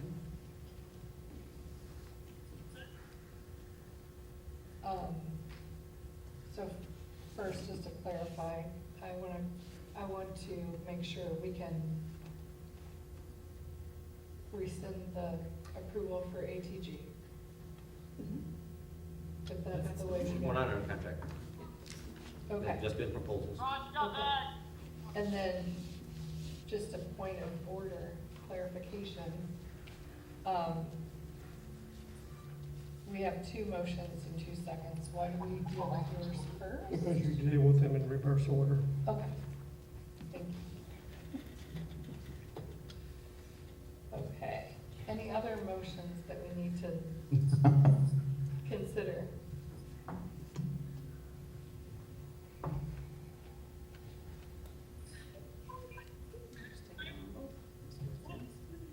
Okay, so let's start with Tim's motion. Can you repeat your motion, please? That the Board of Education include in our next bond issue proposal a full turf field for softball, baseball use as a priority item with an approximate cost of $1.5 million. And second by Lou. All those in favor? Aye.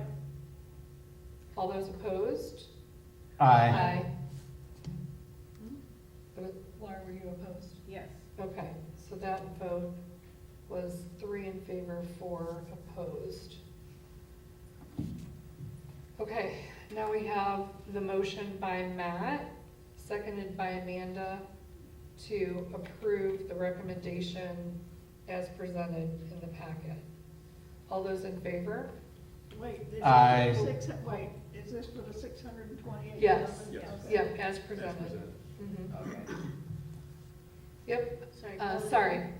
All those in favor? Aye. Opposed? Aye. No. No. Okay, so we have that vote is 4-3.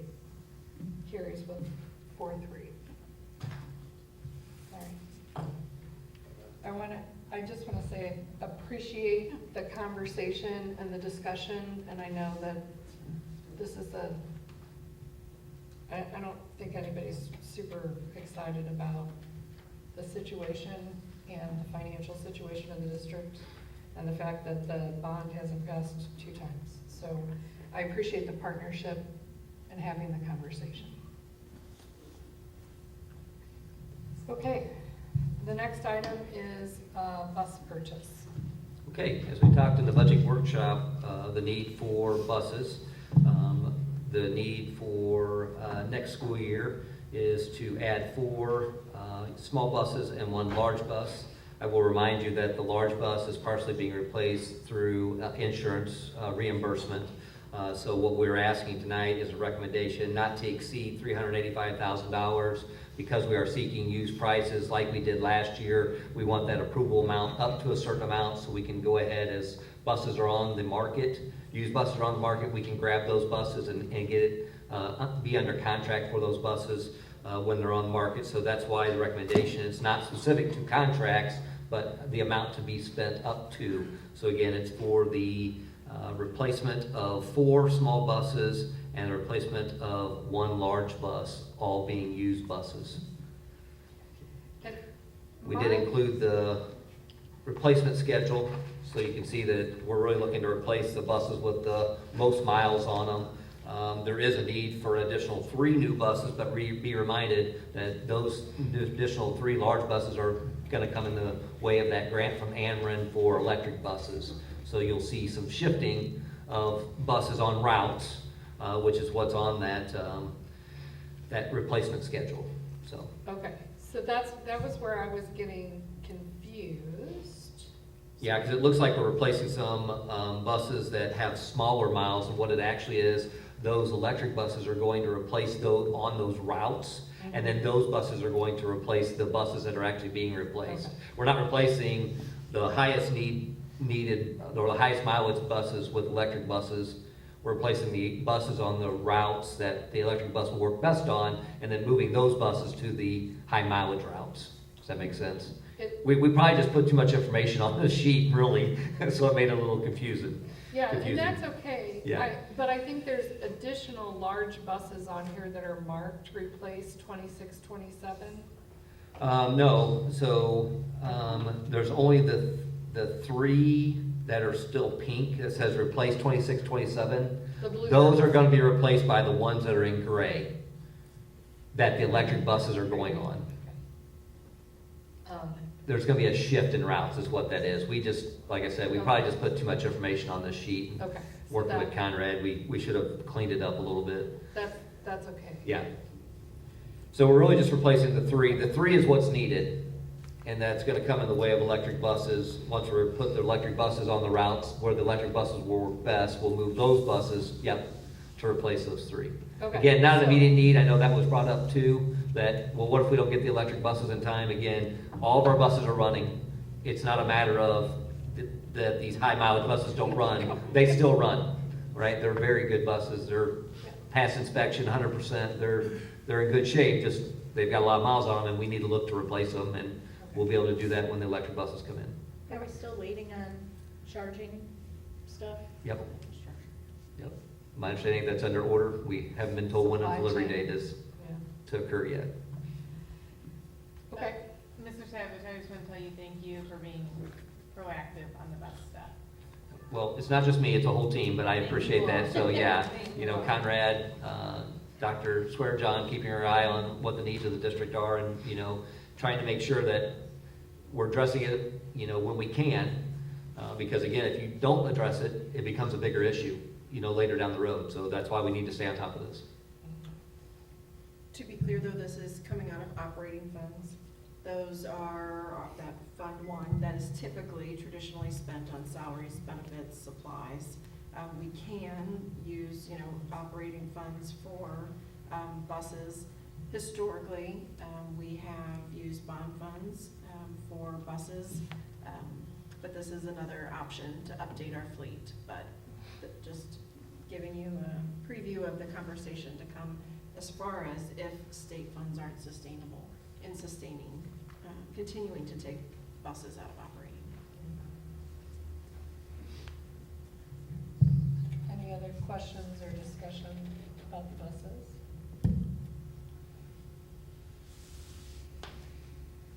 Okay, we need a motion. I move that the Board of Education approve the solicitation to purchase 1 used large bus and 4 used small buses for a total of 5 buses not to exceed $385,000 as presented. Second? We have a motion by Laura and a second by Amanda. All those in favor? Aye. Opposed? Motion carries 7-0. Okay, on to long-range master plan.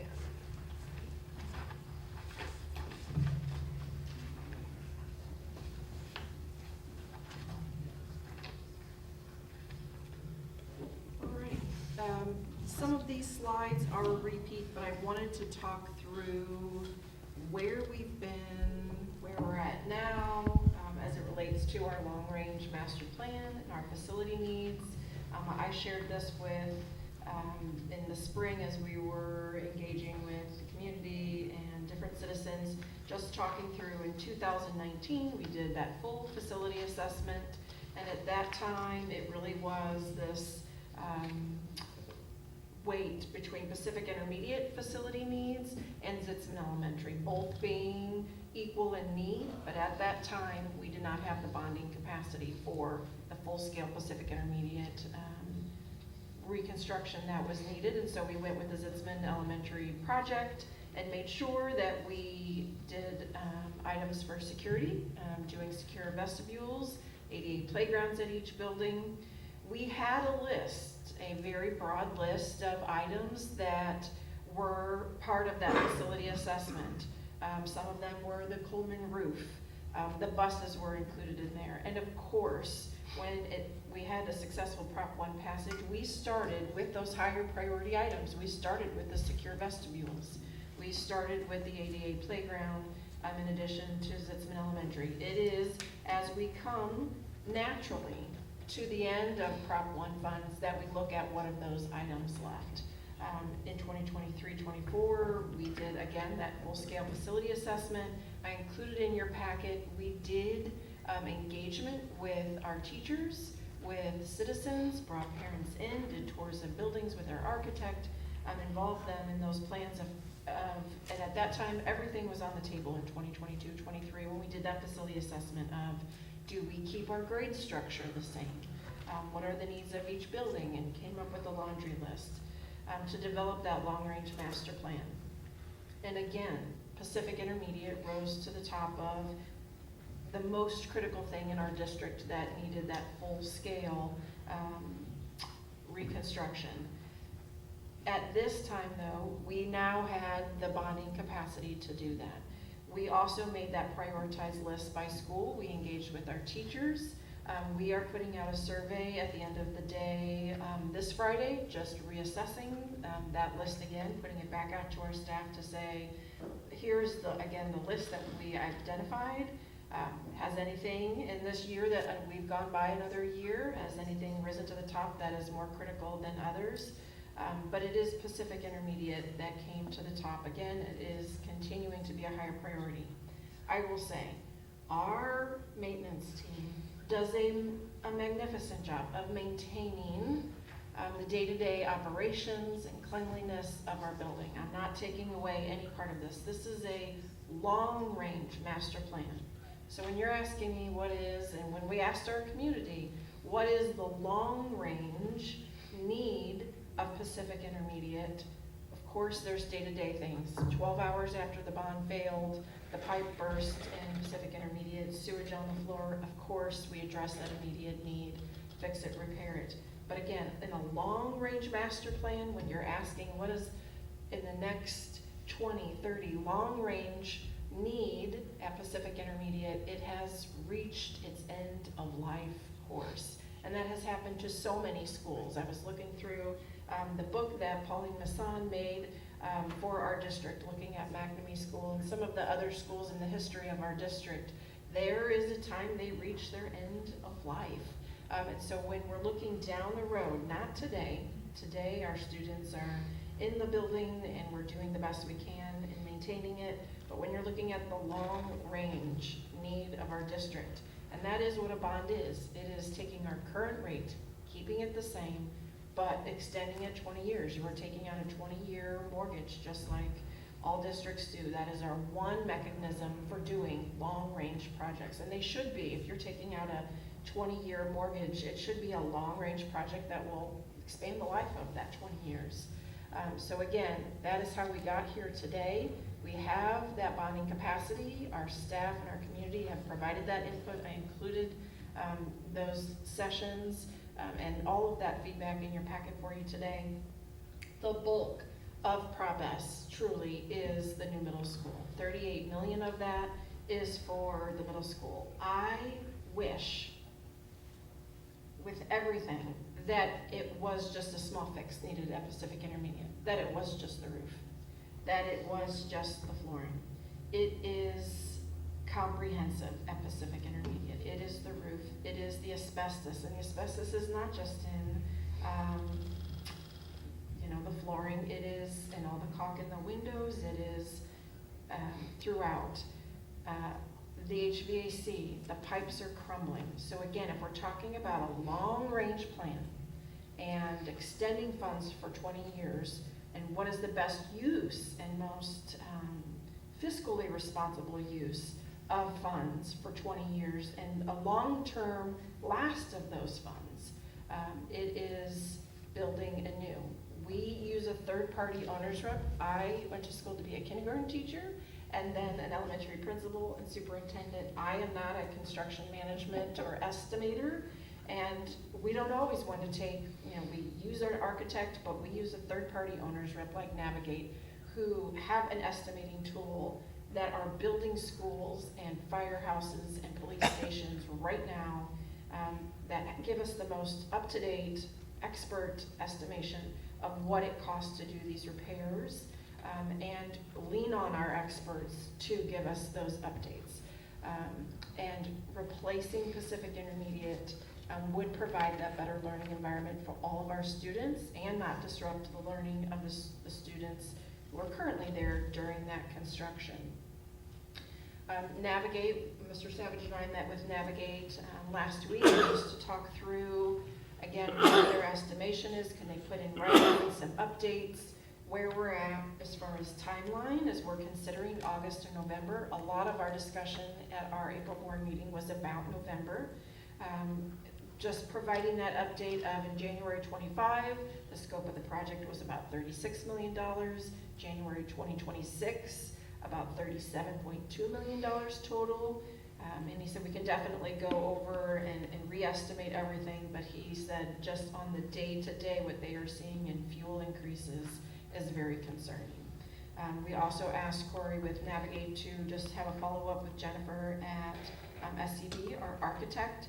We, last April in 2025, paused everything. We just didn't want to spend a dime more on building design and just paused for the architect piece of building anew. And so there are still 4 to 5 months needed for final designs on that. So when I hear concerns of, well, I don't think it's built big enough, again, this is a up to 550, 600 student building, built for what we're seeing now in the 450s to 500 tops. But again, we are not finished with final designs. If that's something that we need to revisit, we absolutely have the flexibility to do that, and that could still happen. So I just wanted to recap some of our reflections from the April workshop as far as feedback for our team and moving forward. What I heard and a lot of the conversation was about some misinformation about what the tax rate, maintaining the tax rate meant. There was a lot of comments about it was estimated to remain unchanged, and that is absolutely right. Every year, Stiefel comes back and tells us if we can refinance those bonds to a lower interest rate. It is just using the exact same tax rate. What some misinformation is out there is when people see their bill and their personal property increased, and that is because of a reassessment, and that is because their value increased, the tax rate remained unchanged. There was also some misunderstanding about the limitations of the old Truman building. We had talked about that in 2023 and 24 about how Truman is built, that it is like a metal shipping container with a brick veneer, and it has small rooms, low ceilings, narrow hallways, and you would have to take out the sides and the top in order to expand it in any way to even be a 5-6 or a middle school. And at that point, you're at the point of demo. So just misinformation regarding that. Feedback about in a next campaign really highlighting the benefits of the storm shelter, the secure entry systems, the critical projects at each school, and the urgency. Both can be true. We can be maintaining our buildings the best we can for the day-to-day, but there be a long-term urgency for Pacific Intermediate. It was discussed in the 2019 bond issue, and here we are again when we're talking about the long-term improvements of our district, that is the most urgent need in our district. And as we continue to push that down the road, the cost of repairs and improvements to our operating fund. And again, when we do not have bonds and we only have our operating, which is again usually dedicated just to salaries and benefits, it takes away from that. We did talk about stakeholders wanting to be heard. We felt like to quickly do that, it would be best to partner with a company that is what they do. And it'd be an outside third party that there's no doubt that the listening was taking place and the message was being received and received in a way that could be heard. So today was the first stakeholder group, the first set of focus group interviews with our staff. And then throughout this week and next week, it is focus groups with there's a community group, a parent group, our Prop S committee, business owners. And then from that, they'll gather, okay, here's what we're hearing, or some of the key issues, and then that is what will go into a survey, and that will be launched to all registered voters in the first 2 weeks of June. They also are providing a demographic analysis, who are our voters by precinct, which of our parents voted, which of our parents are registered and didn't vote. That's key information that we can, again, use moving forward to make sure we're getting our message out clearly and to everyone. And part of that feedback that we do want to hear is, what is the misinformation? What can we do a better job communicating as far as our needs go? But our needs have not changed as far as Pacific Intermediate. So whether it's August or November, the focus of the $40 million is towards the construction of that new middle school. Bond language is written in broad terms, very specifically to allow districts to be able to do critical projects as needed. You know, we can say today that the project most needed at Zitzman is HVAC and more outlets for their electric, but then something could break tomorrow, and that broad bond language allows for us to prioritize that if something is needed. We can use that the feedback from the focus groups and the survey to adjust any of those individual building priorities, but really it will help us identify how to move forward with campaign and messaging and communication needs and who we need to most reach. I just provided some options for the bond package. What I have heard, again, just listening in the last 45 days, is there was a lot of question about money spent at Pacific Intermediate, and a need for, if we are moving both campuses, a middle school and a high school campus here on Indian Warpath, to have an additional road. That was something that I continue to hear. I continue, again, as we work with our transportation department, continue to talk about buses and analyze our fleet, and the concern for just the increased miles on our buses. If there is any risk of state funding being withheld, the impact of our operating funds. Again, as we lease those buses, that's a continued cost out of our operational funds. We have a need. I also included in your packet a list of our technology needs over the last 5 years. That's something that we started looking at last year. We do have a major switch project, security camera updates that are needed, and I would suggest using, like we did in Prop 1, that the rest of the outfield as an alternate, that it is not a higher priority, that it really would be at the end of that middle school project. I see, and our district and our PE teachers see the value in that outfield space, because we see it now for our middle school students who are many a days in the morning when the grass is wet playing in the parking lot. And to have a multi-purpose turf space for those middle schoolers when the campus is there, I think that could all be part of that project. So I would keep that as an alternate and be similar to, if funds allow. Very similar to what we're doing now, and it feels back to back, but it really was, we, in Prop 1, did the most highest priority projects first, and are now at that place where we're doing those alternates as funds allow. I am concerned, as we talk to our experts at Navigate, the increased cost of construction, the pushing back of the timeline as more time passes. It is not rushing it through. It is a serious concern with just increased costs of everything as more time passes. And the timeline of getting in the building once it is finished, where we are estimating an 18 to 24 month project. So if that is passed in November, that just gets pushed further back. And again, concern costs with continued needs of our buildings and buses and technology, with limited operating funds if we see those state withholdings. And then, as we've talked in our legislative advocacy groups, just the volume of contentious ballot issues in November. I have had 2 phone calls with Tim Baker and have confirmed that the cost of the election is the exact same, whether it is November or August. Get to the next slide.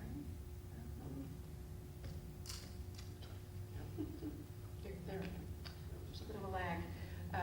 When I talked to Tim Baker and what was on the November ballot, he said, really your best place to go is the Secretary of State website. This was from May 8th. There may be more as of now, but as of May 8th, these were the items that have been certified for the November ballot. There are 5 items. They are pretty contentious, controversial items. But then the list of possible ballot issues, ballot measures, again, this is on the Secretary of State website as potential measures, was large as well. Any other updates on the legislative pieces? No, we won't know anything until Friday, but I do just want to point out that if all of these things are on the ballot, we will be last, which means we'll be like 12th. I think we talked about that at our April workshop, and someone looked up how things are ranked. We were hoping like, maybe we can be first. Yeah, no, local is definitely last.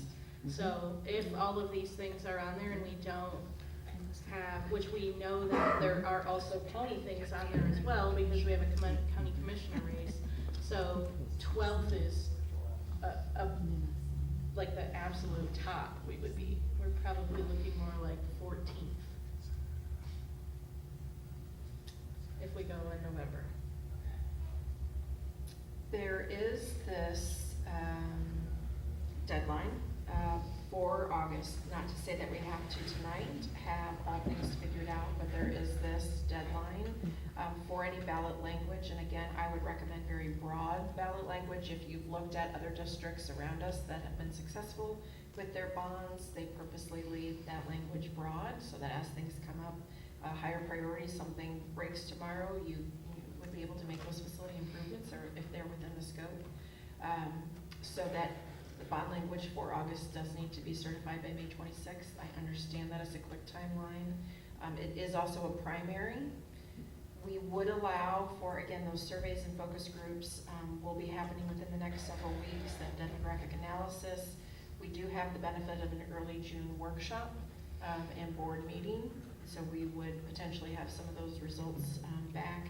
It would have to be a very targeted information campaign, and I think we can get that information. What do we need to address? What are people still worried about? What misinformation is on there that we need to target and get out for the summer, for an August 4th?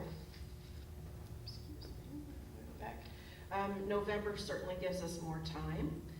Bond language would still need to be certified by August 25th, which is still just a few months away, but it definitely provides more opportunities for fall activities, to meet with stakeholders, more time to allow for bond package adjustments.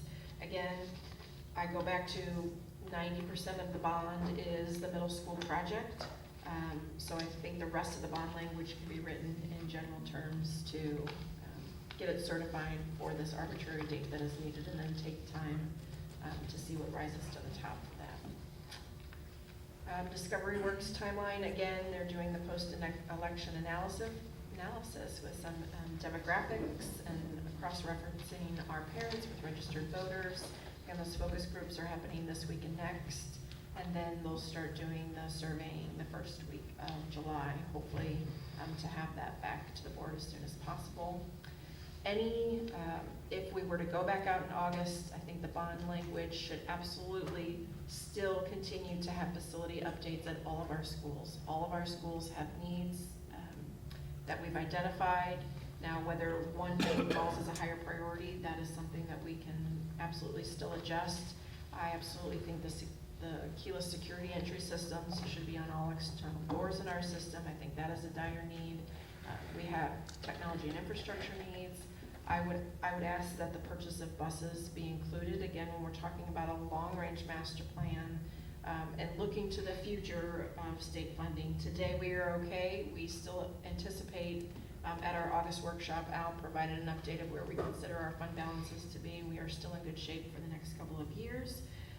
But again, if we're doing a package that will last us 20 years and looking to the long-term master plan, I would include buses in that, and then of course the middle school construction. I don't know why this keeps going backwards and forwards. And then this is possible bond language. If we were to go out in August, to include the purchase of buses, to include even that increased price of construction, simplify the bond language, continue to keep it broad, be sure to include the safety, security measures, and then those buses. And then just really highlighting that it's to remain unchanged. That was a lot of information, and it's been a lot to think about, and I wish there was an easy, clear cut, it makes total sense in November, it makes total sense in August, and that it's a slam dunk either way. Either way, it's going to be a lot of work in addressing some of the issues and information that needs to be shared regardless. But there are pros and cons to both. Any questions?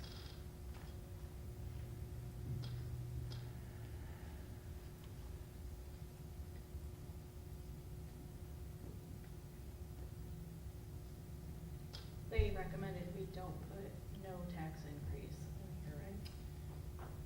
That's what This I think we're is not- the new required language. That's what I thought. This was from Gilmore and Bell, the attorneys. Draft that for us.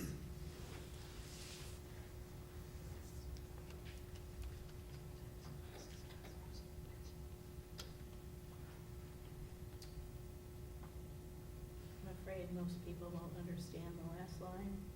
95 cents per $100 of assessed valuation of real and personal property. That's the required. I know. That's in everything. I know, I know people get stuck on the estimated, people get stuck on, the assessed valuation and not understanding that. I think we talked about, that was one of my points, just the confusion of that, the assessed valuation versus rate.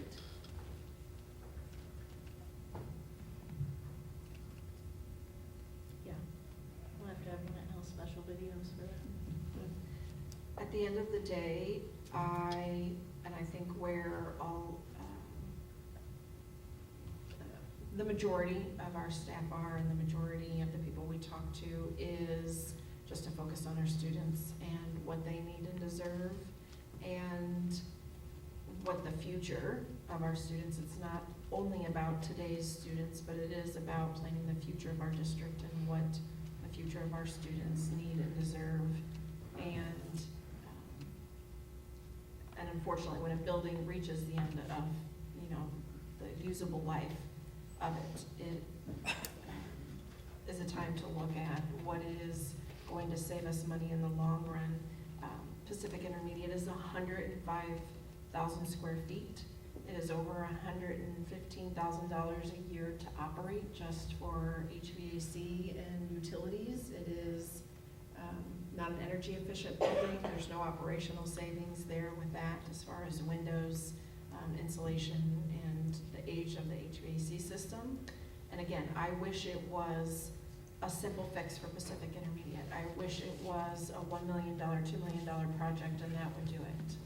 But it is not. It has reached the end of its useful life. And so then it's up to us to think what is the best course of action for the future of the district, not just today, but the 20, 30, 50 years, hopefully a 100-year-old building that our students today and in the future deserve.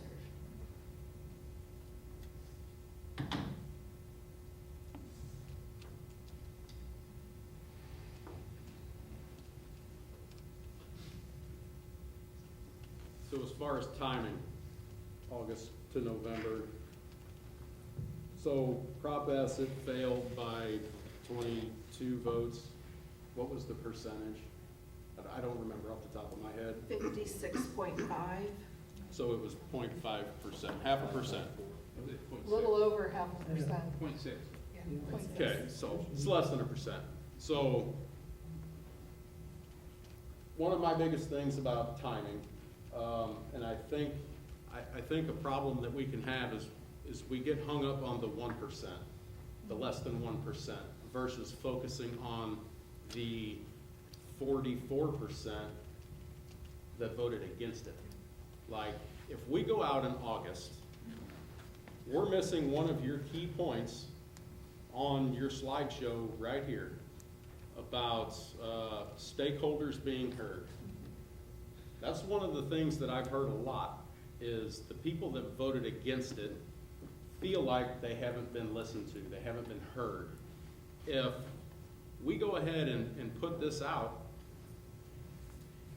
my feeling is you say that we can still do listening sessions afterwards and whatever, but we just hired a consulting firm to help us with this, that it feels to me that if we go in August, we've basically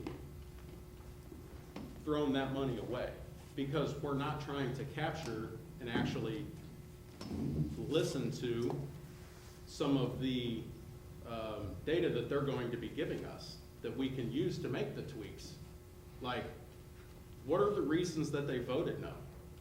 Like, what are the things that we should tweak even before going into it? Is it something that we're missing there? Like, I just feel like you put the cart before the horse if we say we're gonna do this and then go back out and ask everybody, well, what's your thoughts? Well, that just kind of emphasizes to those people thinking you're not gonna be heard. Well, you didn't ask for my opinion before, so why are you asking for it now? So I think the November portion at the earliest, even potentially next April, I know that puts us even further down the road, but I think that November is the earliest for me. but I think we're missing out on some good opportunities to engage or attempt to engage with the community, if they will engage, to listen to the 44% that voted no, versus trying to just squeeze out that last 1% to just put it over the edge. It's just a successful bond package to me is something that passes 70-30. Like, that you know that you have basically full community support, because not everybody's gonna agree with you all the time. There's people that just flat out vote against you no matter what. And you're never going to change them people's minds.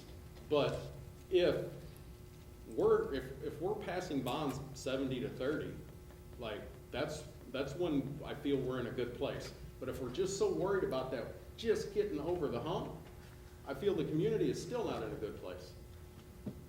Yeah, we were able to get the bond passed, but there's still a lot of community that didn't support us, didn't support how we wanted to do things. And I'm not saying I'm focused on the 1%. I would love the 60 to 70% as well. And I totally agree with you. A 60 to 70% in passage world for schools is a slam dunk, because there are some that just aren't in favor. I again think the bond language is written in a way that is so broad that we can hear that feedback and continue to make and listen to those changes at the building levels. That, again, when you say renovate, improve, acquire, construct, furnish, equip, all school sites, that allows for this arbitrary date that needs to be set for the county while getting that information back that we'll get back within the next few weeks. I think what that boils down to is the new middle school is the bulk of the project. And so that question is, when we're talking about getting feedback from the community,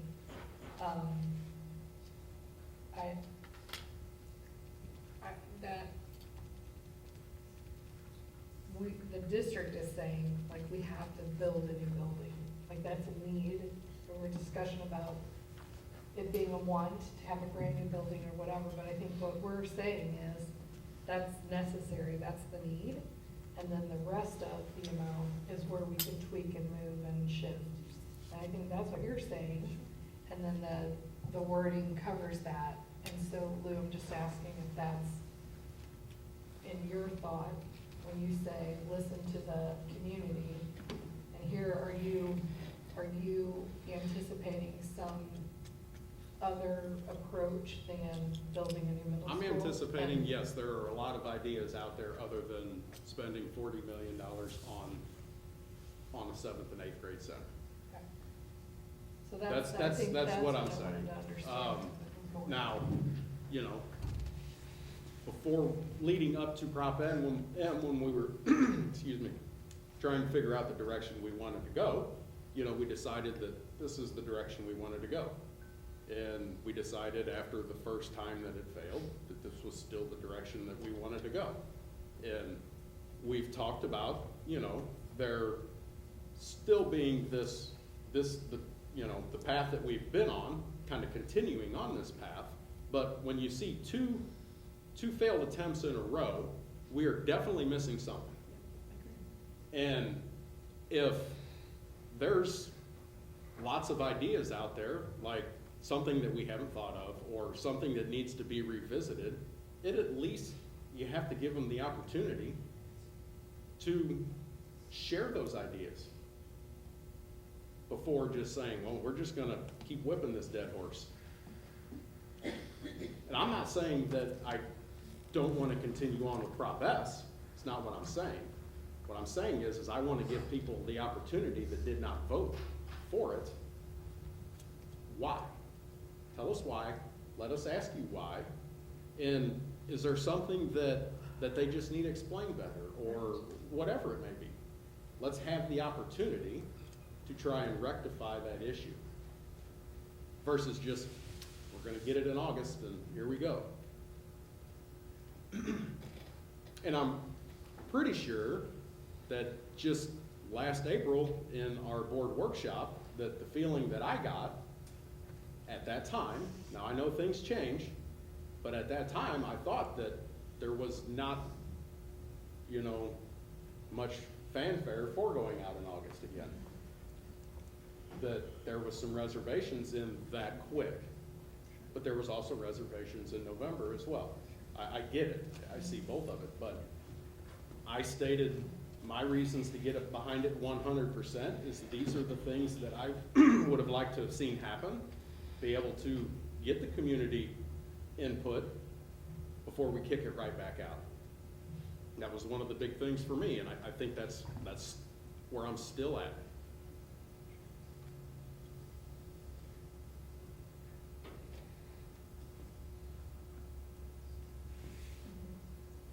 I feel like that input is happening. You're saying then the time after we receive it needs to be more. Wonder. Well, you're having the meetings, but we haven't seen anything because you just started the meetings. We haven't seen any of that feedback from those meetings to have time to digest it. So we have to make our mind up by Tuesday if we're going to run this in August or not. And if we just started meetings this week on it, like, I don't feel that that's a fair shake to the people that voted against it. And it's not a fair shake for the people that voted against it. Then the people, Prop S, Mr. Farrar and his group on the committee, working so hard for it, like, they deserve a fair shake to get right back after it too. But then the 44% that voted against it also deserve an opportunity to explain to us their reasons why.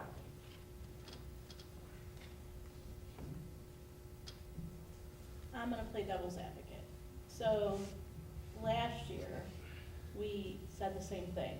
And then we had many meetings, many meetings. We had them at night at Riverbend. We had them during the day at Coffee with Carrie. We traveled to different schools and I was there for that. It didn't increase the community involvement in it. You know, we went to chamber meetings. We were at different community events. I don't think that there's a group of really loud people that say you need more community involvement, you need to listen to your community, but then when it's time to listen to them, or it's time for them to show up for a meeting, or it's time for them to get involved, they're not there. So my question is, I hear you, but then how do we do that? Like, what's the idea on that? Because we can't keep just, well, we need to get the community more involved and we need to get more input from the community. It can't be from Facebook. Like, it has to be the community then stepping forward. I feel like we're putting it out there. Like, we're having these meetings, we're setting, Prop S meetings, everybody's invited, but not everybody showed up. There was 20 people there, so where's everybody else that wants to get involved? They're really loud until they're not. And that's the frustrating part, I think, that we're going through here is we keep saying that we want to get the community, the word out and get everybody involved and hear what everybody has to say, but then when it comes time to do that, they're not there. And that is a big problem. I mean, look at any one of our board meetings every month, Just how many people are in our community and how many people are sitting in this room? I agree with you that that's a big problem. But when the stakeholders being heard, there's a lot of them that have been heard the last 2 elections with a non-passage of a bond. Now, I wish that they would come out to things that we have so we could gather that information. But the new consulting firm, what are their ideas? Do they have some grand ideas on how we could get community involvement? That's something to ask them, or the Donovan Group, or whoever. Give us some suggestions. Community, give us some suggestions. Sure. And if we have something, show up. There you go. There, Well, and that- And the concern that I go back to is, and I think when we were talking about the infield, you know, Matt was talking about it, like I do want the input from the community, and I would like us to figure out the magic of doing that. But at the end of the day, the district are the experts on what we need to do, right? Like we have a whole lot of information and then spent years on working through the plan and what needs to happen. And so somebody may have a wonderful different idea, but I don't feel like that's gonna replace the fact that we need a new middle school and we can't keep using pie. Like, at some point, that needs to change, and that's a big chunk of stuff. And so my concern is, how do you, I don't know. I mean, if we kick the can too long, we're gonna wait to get the information and have that, but I don't think there's a magic, a different magic answer. No, there's not a different magic answer, but, so, I also think if you are looking for the feedback to be some brand new idea about what to do with pie, that is not the long-range master plan. And so that is where we can hear you, but we don't agree. What we need to hear is what were those things? What communication, what misinformation, what message didn't sit well with you? Those things we can still change, but the overall package has not, you're right. And that's the difference of going off of the facts and what our experts are telling us, this is the direction and this is the long-range master plan versus what we're receiving when we're listening. If your intention is just, I'm going to listen to start with a whole new plan and start from square one with the long-range master plan, that is very different. Then we're listening to say, you know, what was your hang-up? What do we need to clarify? That we can absolutely still receive and move forward with, whether it's August or November. so the devil's advocate what if game, like, you know, you made mention about kicking the can down the road, we don't wanna do that, which I totally get. But how long do we keep doing the same thing and getting the same results before we have to then make the decision, we have to do something different? Like, is it a year, 2 years? Is it too late to where we have to move trailers into pie because we have not stuck any kind of anything, not just pie, just whatever building? Like, so those are, not that I'm giving up on it, but you also have to have the next step back here for the what if as well. And I think that's all part of it. But that's why I feel like if we, and I'm not excited about talking about August at all. I'm also not excited about 30 things on the November ballot, and that's gonna be a complete circus. I'm not excited about either one of those, you know? And I do want to make sure we're getting the feedback, but I feel like, and I wanna know the rest of you, if you agree. I mean, I feel like the long-range master plan and the discussion about building a new 7th and 8th grade building and not using pie anymore for 5th and 6th grade is like the plan. And so then it's, like, we can, if this is where we're trying to get, we can have all kinds of different ideas about how to get there.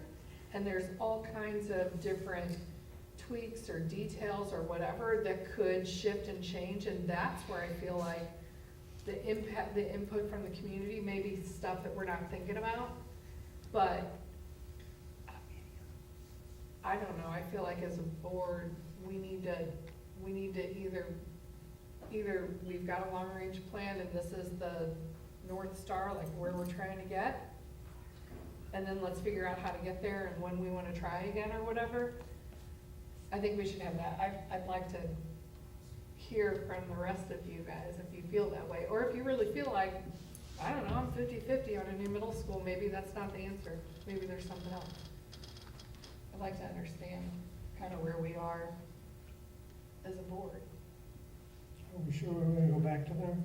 Huh? Are we sure we want to go all the way back to them? Well, I'm concerned with one of the points, and it was Ryan's feedback to us, right, in public comments, was like the board needs to be, when we decide what we're gonna do, we need to be a unified force and going that way. And so that's what I'm just trying to kind of do a gut check. Are we 95% of the way there, and we're just talking about tweaking how we get there and making sure we have all the right boxes to check?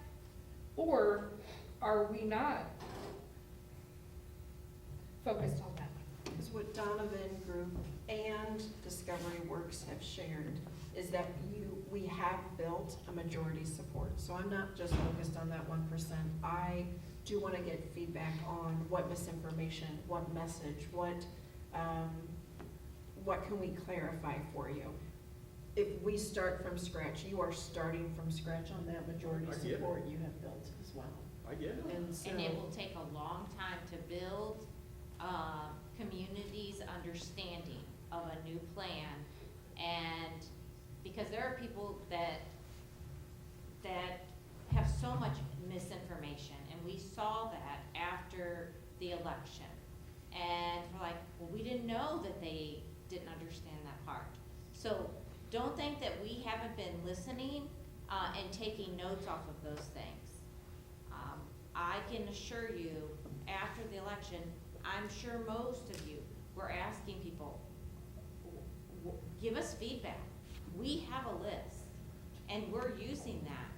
I think we talked about that in April too. Like, we each heard, well, I heard it was because of this, and I heard it was because of that, and we wanted Discovery Works to take all of that together and say, here were the key pieces of misinformation. Here were the key pieces that people really got hung up on that they did like or didn't like, that can still be changed within, you know, the priority of it. But having built the majority support for our long-range master plan in the middle school, it really is getting it across the finish line of what can we do to capture the other 15-20% to get there.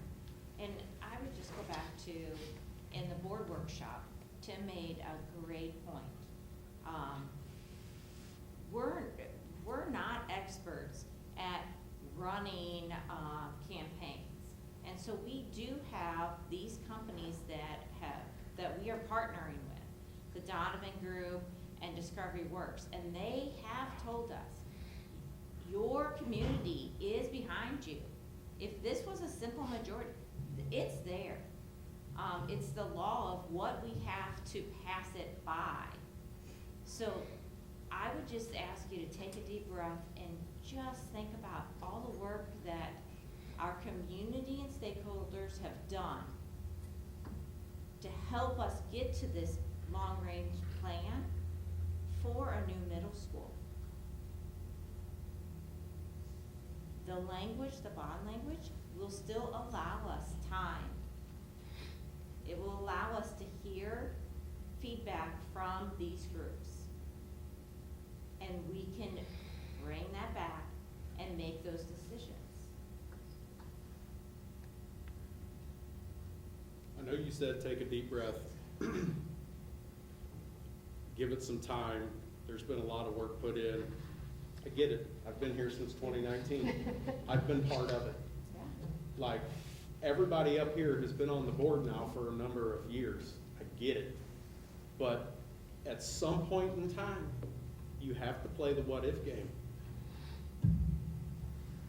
And I would go back to, as educators, we have to be optimistic, and we have to say, why not for our kids?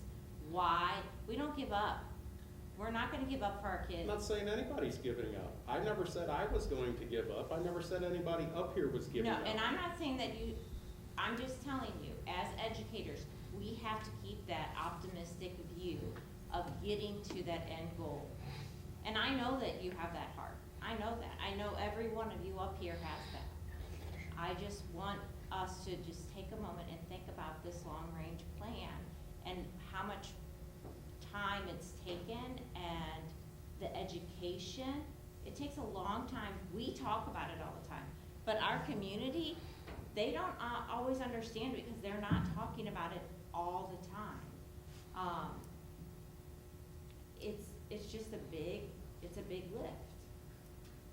It's a big lift.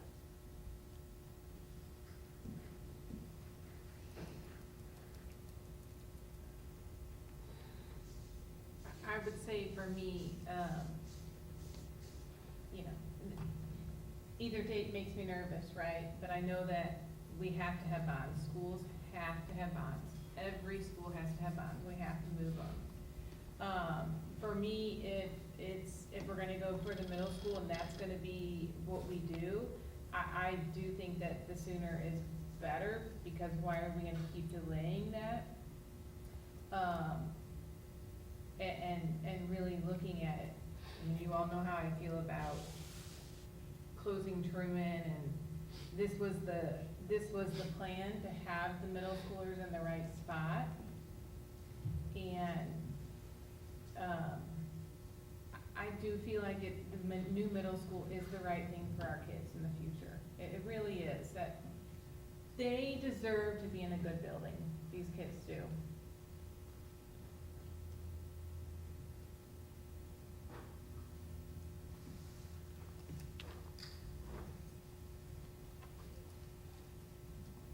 Mary, thoughts on November versus August? November worries me very much because of the length of the ballot and the issues on the ballot. I also see Lou's point of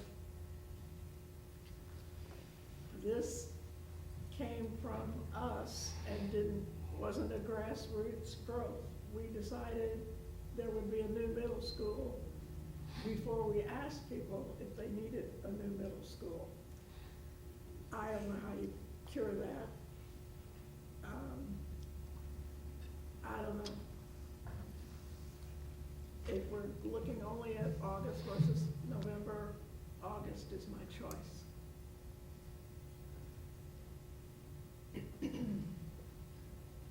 I would agree, but I think we need 100% board buy-in. It can't be wishy-washy like this.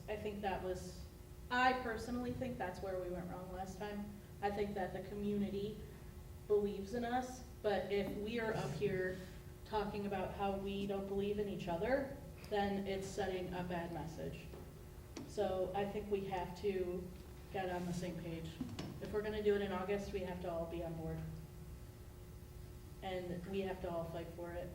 You know, I mean, out there, grassroots effort, getting the signs out, going door to door if we have to, as a board, I don't know. But I know that I spent a lot of time campaigning for Prop S, probably because I was campaigning myself as well, but even if I wasn't, I think I still would have been out there campaigning like crazy for it.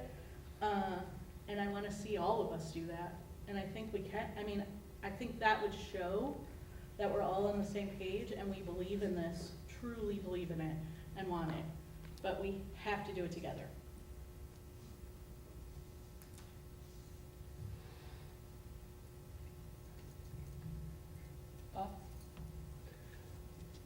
Well, whenever I talked to Carrie when she called a week ago, 10 days ago, whatever it's been, my thought at the time was it didn't really matter. 50-50. Good things about one, bad things about the other. But tonight, I think we took a step back in the communication that we need to do with our public. And so I would be in favor of November, even though there's going to be a bunch of other propositions on the ballot. I think we've hired these firms to help us. We've already invested that money, and we're going to rush into this now and say we're going to use that data, and we're going to use that data after the fact, after we've already decided we're going to go ahead and do that. what if that data comes back and shows you that that solid block of 44% of the people don't want us to spend $43 million on a new middle school? But is it that they don't want a new middle school, or is it that they don't understand the need? Because I feel like a lot of the people that I talked to didn't understand how If we bad wanna High go all the was, way or how back bad the to need was. the master plan that we created, we are where we are because of compromises again, in order to try to move forward. There were other ideas about how we could accomplish the goal of accommodating the needs of our kids. But this is the path we chose, and it's a very expensive path. There were other suggestions and which would cost you under $30 million. So I think sometimes we want to sit here and doubt what our public tells us, because we've done all the work. We've seen all the data. We have made these decisions. We're sure that what we're doing is the best. And that may be, but if we have spent the money and we have hired these firms, I would like to hear what they have to say before I vote to put this on the ballot.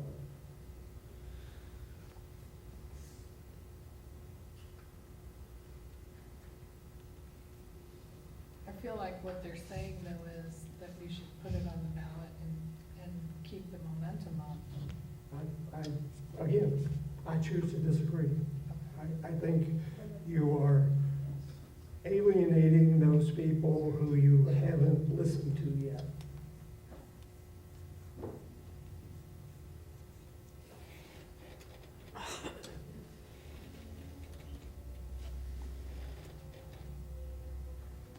Matt, you're quiet.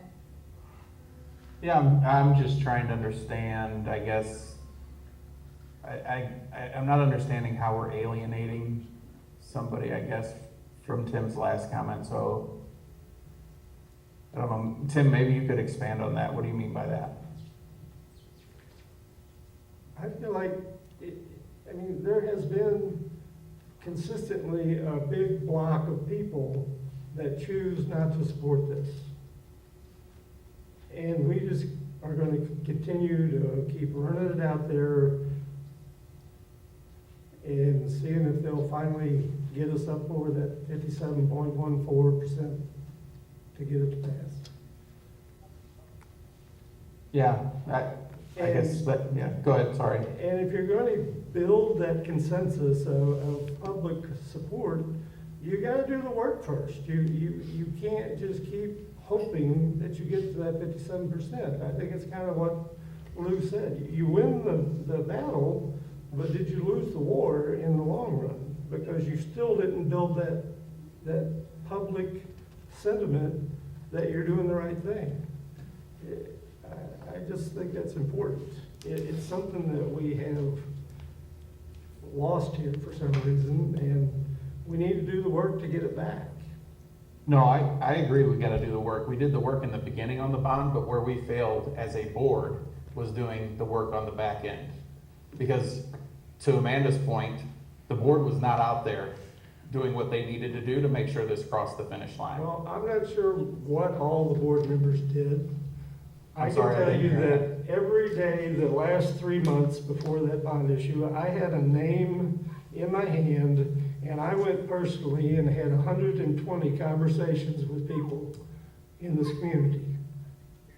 People that I knew that were community leaders, that were influencers, that had people that they talked to, and I had 120 conversations convincing people to vote for this.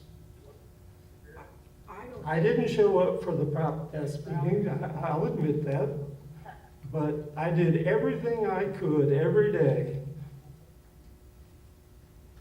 to help pass this bond issue. And I don't know what everybody else did, but that's what I did. I do not think it was from a lack of worker effort. I will say we had an outstanding protest committee doing a ton of work.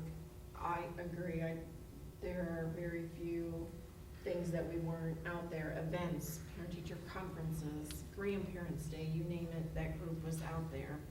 I think, again, it is what are you seeking from the feedback? If you are seeking from the feedback to start from square one, or are you seeking from the feedback, we have this, you said yourself, you know, a 60 to 70% would be a standout.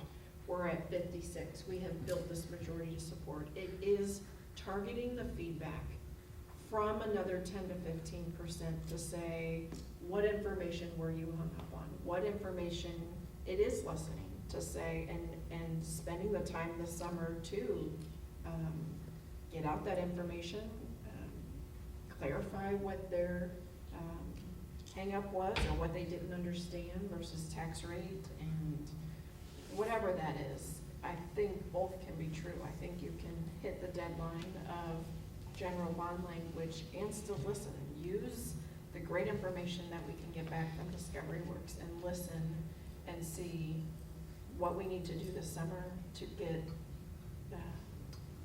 that information in the hands of those who are giving us that feedback. And I feel like the listening and the community engagement is not just a bond.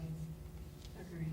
It's not just a bond issue. Like we have an issue, and it's not just passing the next bond. Like take the bond off the table. Let's pretend we're building a new middle school. We have all the money we need and whatever.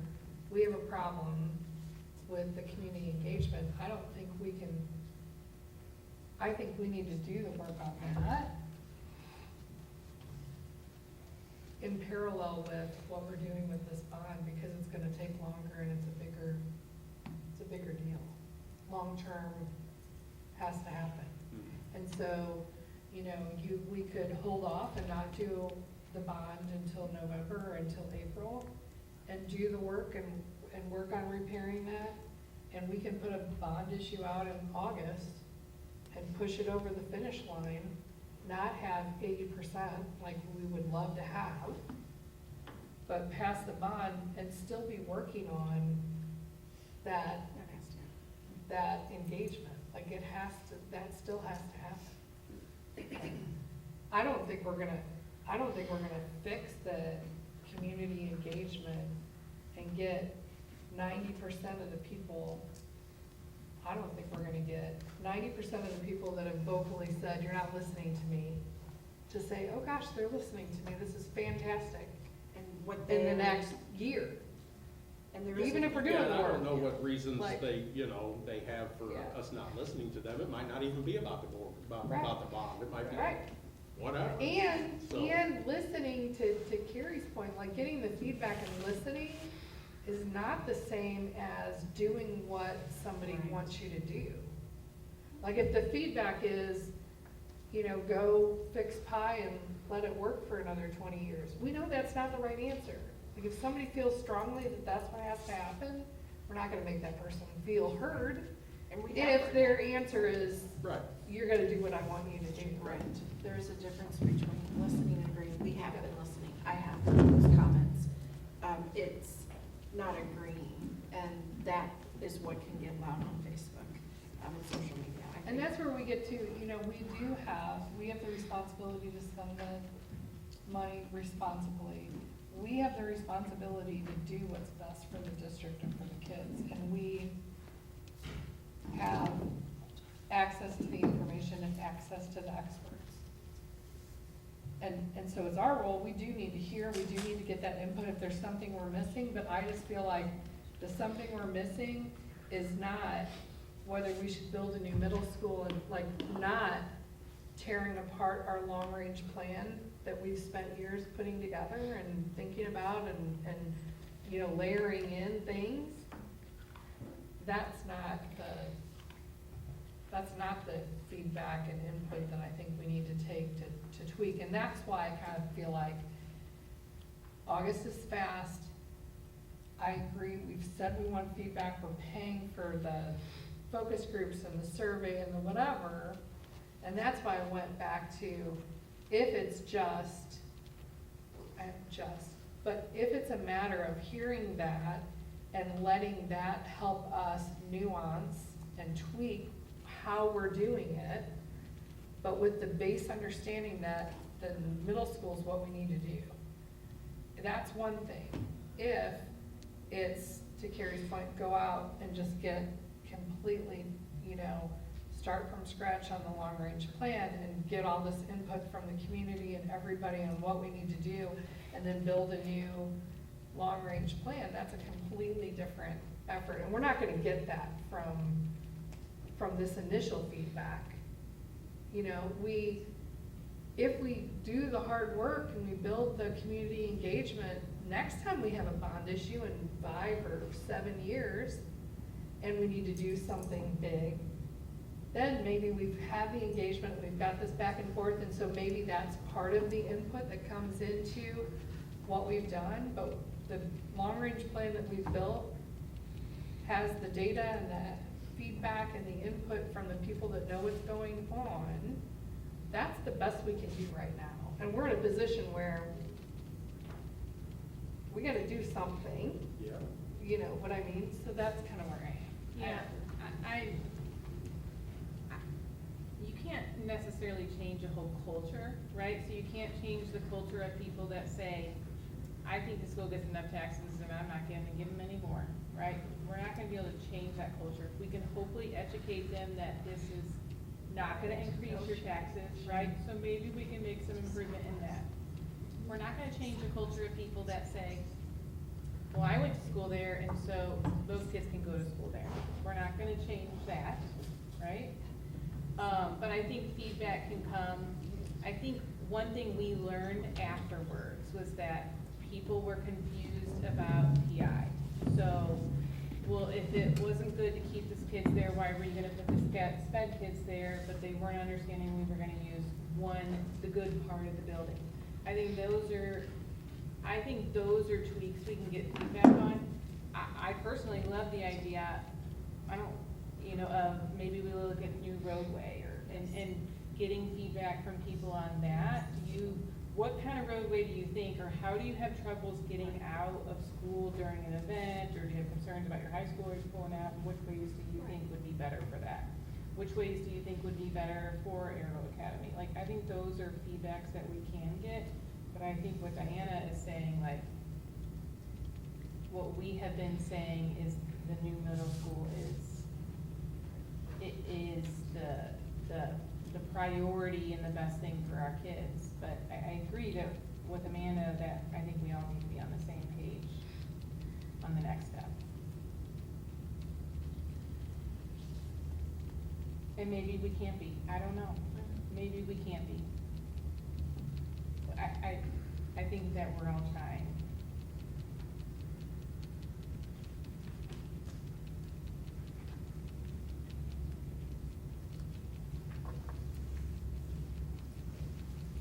Man, I don't know that we gave Tim the option, the ability to clarify your question. Or Matt to clarify. I think it's all right. I think I'm good.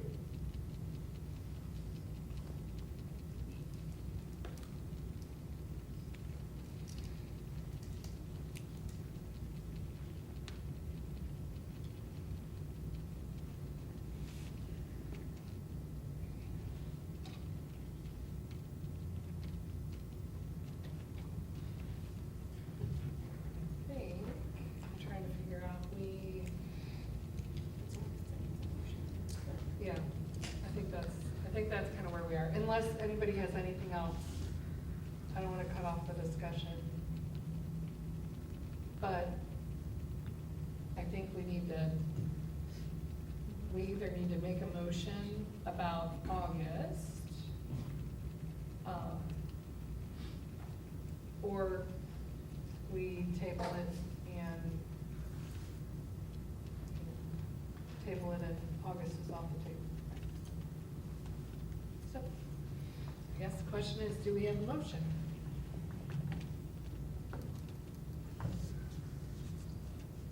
I move that the Board of Education approve the resolution calling a bond election in the Merrimack Valley R3 School District of Franklin, St. Louis, and Jefferson County, Pacific, Missouri as presented.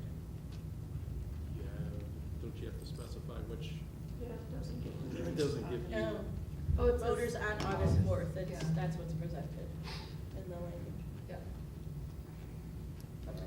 Oh, yep, missed that. Skip that. It's Can okay, we- buddy. Can we clarify that before we get a second? August 4th, 2026. Can we clarify that? She did. She just said August 4th, 2026. And that is to move forward with a new middle school and then get feedback for the rest. Yes, that's the bond language as presented. Yeah. For August 4th.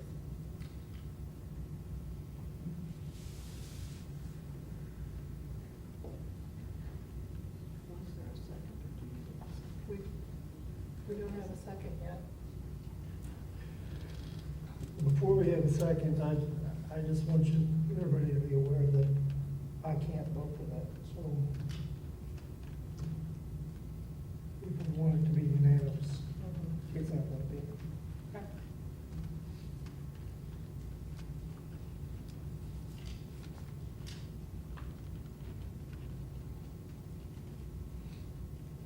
All right. I think it just dies, right? Anything else on that topic before we move to student achievement? Okay. Student achievement. Okay. With Dr. Armstrong. All right, well, first, I'm gonna bring some attention to our student representatives because they've been sitting there Yeah. so Oh, wonderfully. yeah. And it's finals week for them, so. Do we want to move to that? Or you could just be quick. Yeah, I'm gonna be quick. But I want to start with talking a little bit about finals week, since I'm gonna hit curriculum and assessment. So first, I just want to give the board, I know you've read the update. Today, we did find out Progress Learning is a platform that we use for assessments. It was down, and I feel like we've had a couple glitches with some of those platforms in the last few weeks. Hopefully Progress Learning will be up and going. Mr. Orris, were you guys able to do any assessments? Yes. Okay, good. About middle of the day it came back. Okay, good. That was a problem with that company. They changed some coding, and it made some disconnections for schools that use Clever, thank you. So, glad that's up. Just want to give an update. I know there was a question about Canvas. That is another platform that we use. It was on the news. Basically, just so our district knows, we have so many blocks. We use special pass keys. Our integration and technology department works really hard to make sure that our information is secure. And they have been on meetings, and we did send out messages to parents and staff, but it looks like our information, everything was secure. There was also a question regarding my update regarding Aero Academy. We actually had, I had the number wrong. I was really proud. I was thinking we had 32 Aero Academy students that successfully graduated. It was actually 43. Oh, So that's even better. And last year there were 38. And the year before that there were 32. Just as a reminder, these are students that are at risk. Students that we would not be able to mark them as a graduate. So the work that group does to help those students cross that stage, I just want to highlight that once again. Because it is important for those students to get that diploma and move forward with their careers. So I was very proud to see you shake many of those kids' hands. End of the year, we're just finalizing things. Teachers are giving finals. They'll be pushing out grades the end of the week. Another point I want to make you aware of with district communication is that the U.S. Department of Justice has extended the compliance deadline for ADA. So we are working with Donovan Group, and we're not changing the trajectory of us moving forward to be in compliance. We're continuing to try to meet that date. However, it's been extended.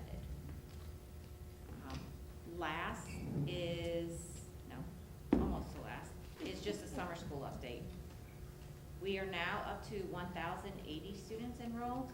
I got an update just this evening from Mr. Orris that they're up to 318. And Riverbend and Pie could have a few more, just depends on final grades. Is that higher than normal or about average? It's actually lower. Okay. But our kindergarten enrollment is low. Yeah. Okay. And typically we see, we have a high participation with kindergarten. Yeah. And we just didn't have it. Yeah. So, but we are still continuing our kindergarten enrollment campaign to try to capture some of those kids. And don't forget, Friday to join us for the district celebration. All right, you guys are up. You've been so patient. I know. And you're still awake.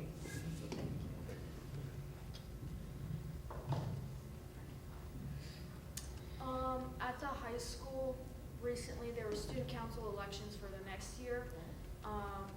Elected President Bella Gomez-Harris, Vice President Sophia Carrico, Secretary Addison Meisner, and Historian Anna Galbodi. That is for the 2026-27 year. Girls soccer and baseball began district tournaments this year with rain delays, or tonight with rain delays. Girls soccer won their first game in the district's tournament with a score of 2-0 against Holtz, and girls soccer is also holding the tournament here at the high school hosting. The class of 2026 completed their final week with senior events like senior sunset, the senior sign-up, the baccalaureate, and graduation. Here are some pictures from that, and that is kind of just like an end-of-year prom and project graduation. We appreciate you guys being at the graduation too. Yeah. That's neat. Yeah. Any questions for our student reps? So you guys have a break for the summer, lucky you. So we'll see you again in August, but in August it'll just be like a back to school kind of update, and then we'll start our school visits again in September. Okay. But you're more than welcome still. I mean, you can come. Right, yeah, you're bored. I'm not gonna come to one. Random That may not July. And thank you for being so patient Oh as my we gosh. discuss and Yes. discuss and discuss. You're the troopers. All right, we'll move to the superintendent report. All right, quick update. We had our last superintendent advocacy task force in the beginning of May. I think it was like right before the end of the budget session. We really just encouraged engagement this last month of May in some of what we were seeing as some pretty contentious public school legislation. Our most concerning piece that did get through in early May was the state budget. So I just clipped two quotes from our legislative update that we get from our public school lobbyists, just describing that there will be $190 million shortfall in the foundation formula in 26-27, and then an additional, that's not part of the 190, an additional $5.2 million shortfall in transportation funding. And talking with Al, we're more concerned with the transportation categorical than we are the foundation formula. We don't receive that full number. Of course, it's a ratio as it works its way through the weighted ADA on the foundation formula. Other than that, that really was all that we see is going to impact us as far as the legislation. The literacy bill failed to cross the finish line. That was a very concerning piece. That was the mandatory retention in third grade. That the mandatory PE every day, and rigorous PE, that wasn't really defined and didn't have additional funding with it. The A through F report card, that was concerning. There was quite a few pieces. There was the property tax across the finish line. There was an omnibus that had some property tax, some other items that were concerning. My understanding that there was quite a filibuster the last. Yeah. It was pretty good. Till 3 in the morning. So we appreciate the superintendency task force. I felt like that was a really good group this year. They were very engaged, very willing to reach out to our legislators. So I just really appreciated that and wanted to kind of give a final. And this kind of speaks to that new policy, the B policy that we did just pass that had to do with being involved in legislation and keeping up with that. And I think that is more of a push from MSBA to be involved in an advocacy day and really keep an eye on impactful public education legislation. Secretary John? Yes. On the first one, is that because they underestimated the gambling one? Is that the? Yes, yes. The lottery, gaming, tobacco, and then there's one called like a state schools tax. Those all came in lower than expected. Okay. This still has to go before the governor. So that is just like my final last worry is any of the items that they added to get to the full 190 still could be line item. So I'm hopeful that doesn't happen. I did reach out to MSBA. It was something Ms. Meyer and I talked about. Having MSBA just come out for a refresher again. That's something that we did, I think, in the fall of '24, and then I don't think we did anything last year, just to review our board norms, communication preferences, how we run our meetings, just feedback on that, just brainstorming. And then, like you saw tonight, there are quite a few new B policies, so they're just gonna go over any of those. Anything else you'd like to see in that board workshop? That's on June 8th. We'll do the workshop at the beginning of the meeting. I believe it starts at 5:30. I told them to come around 6:30, so we'll do the budget workshop, get through the budget. That usually takes about an hour, and then we'll take a break. Excuse anyone who doesn't want to stay.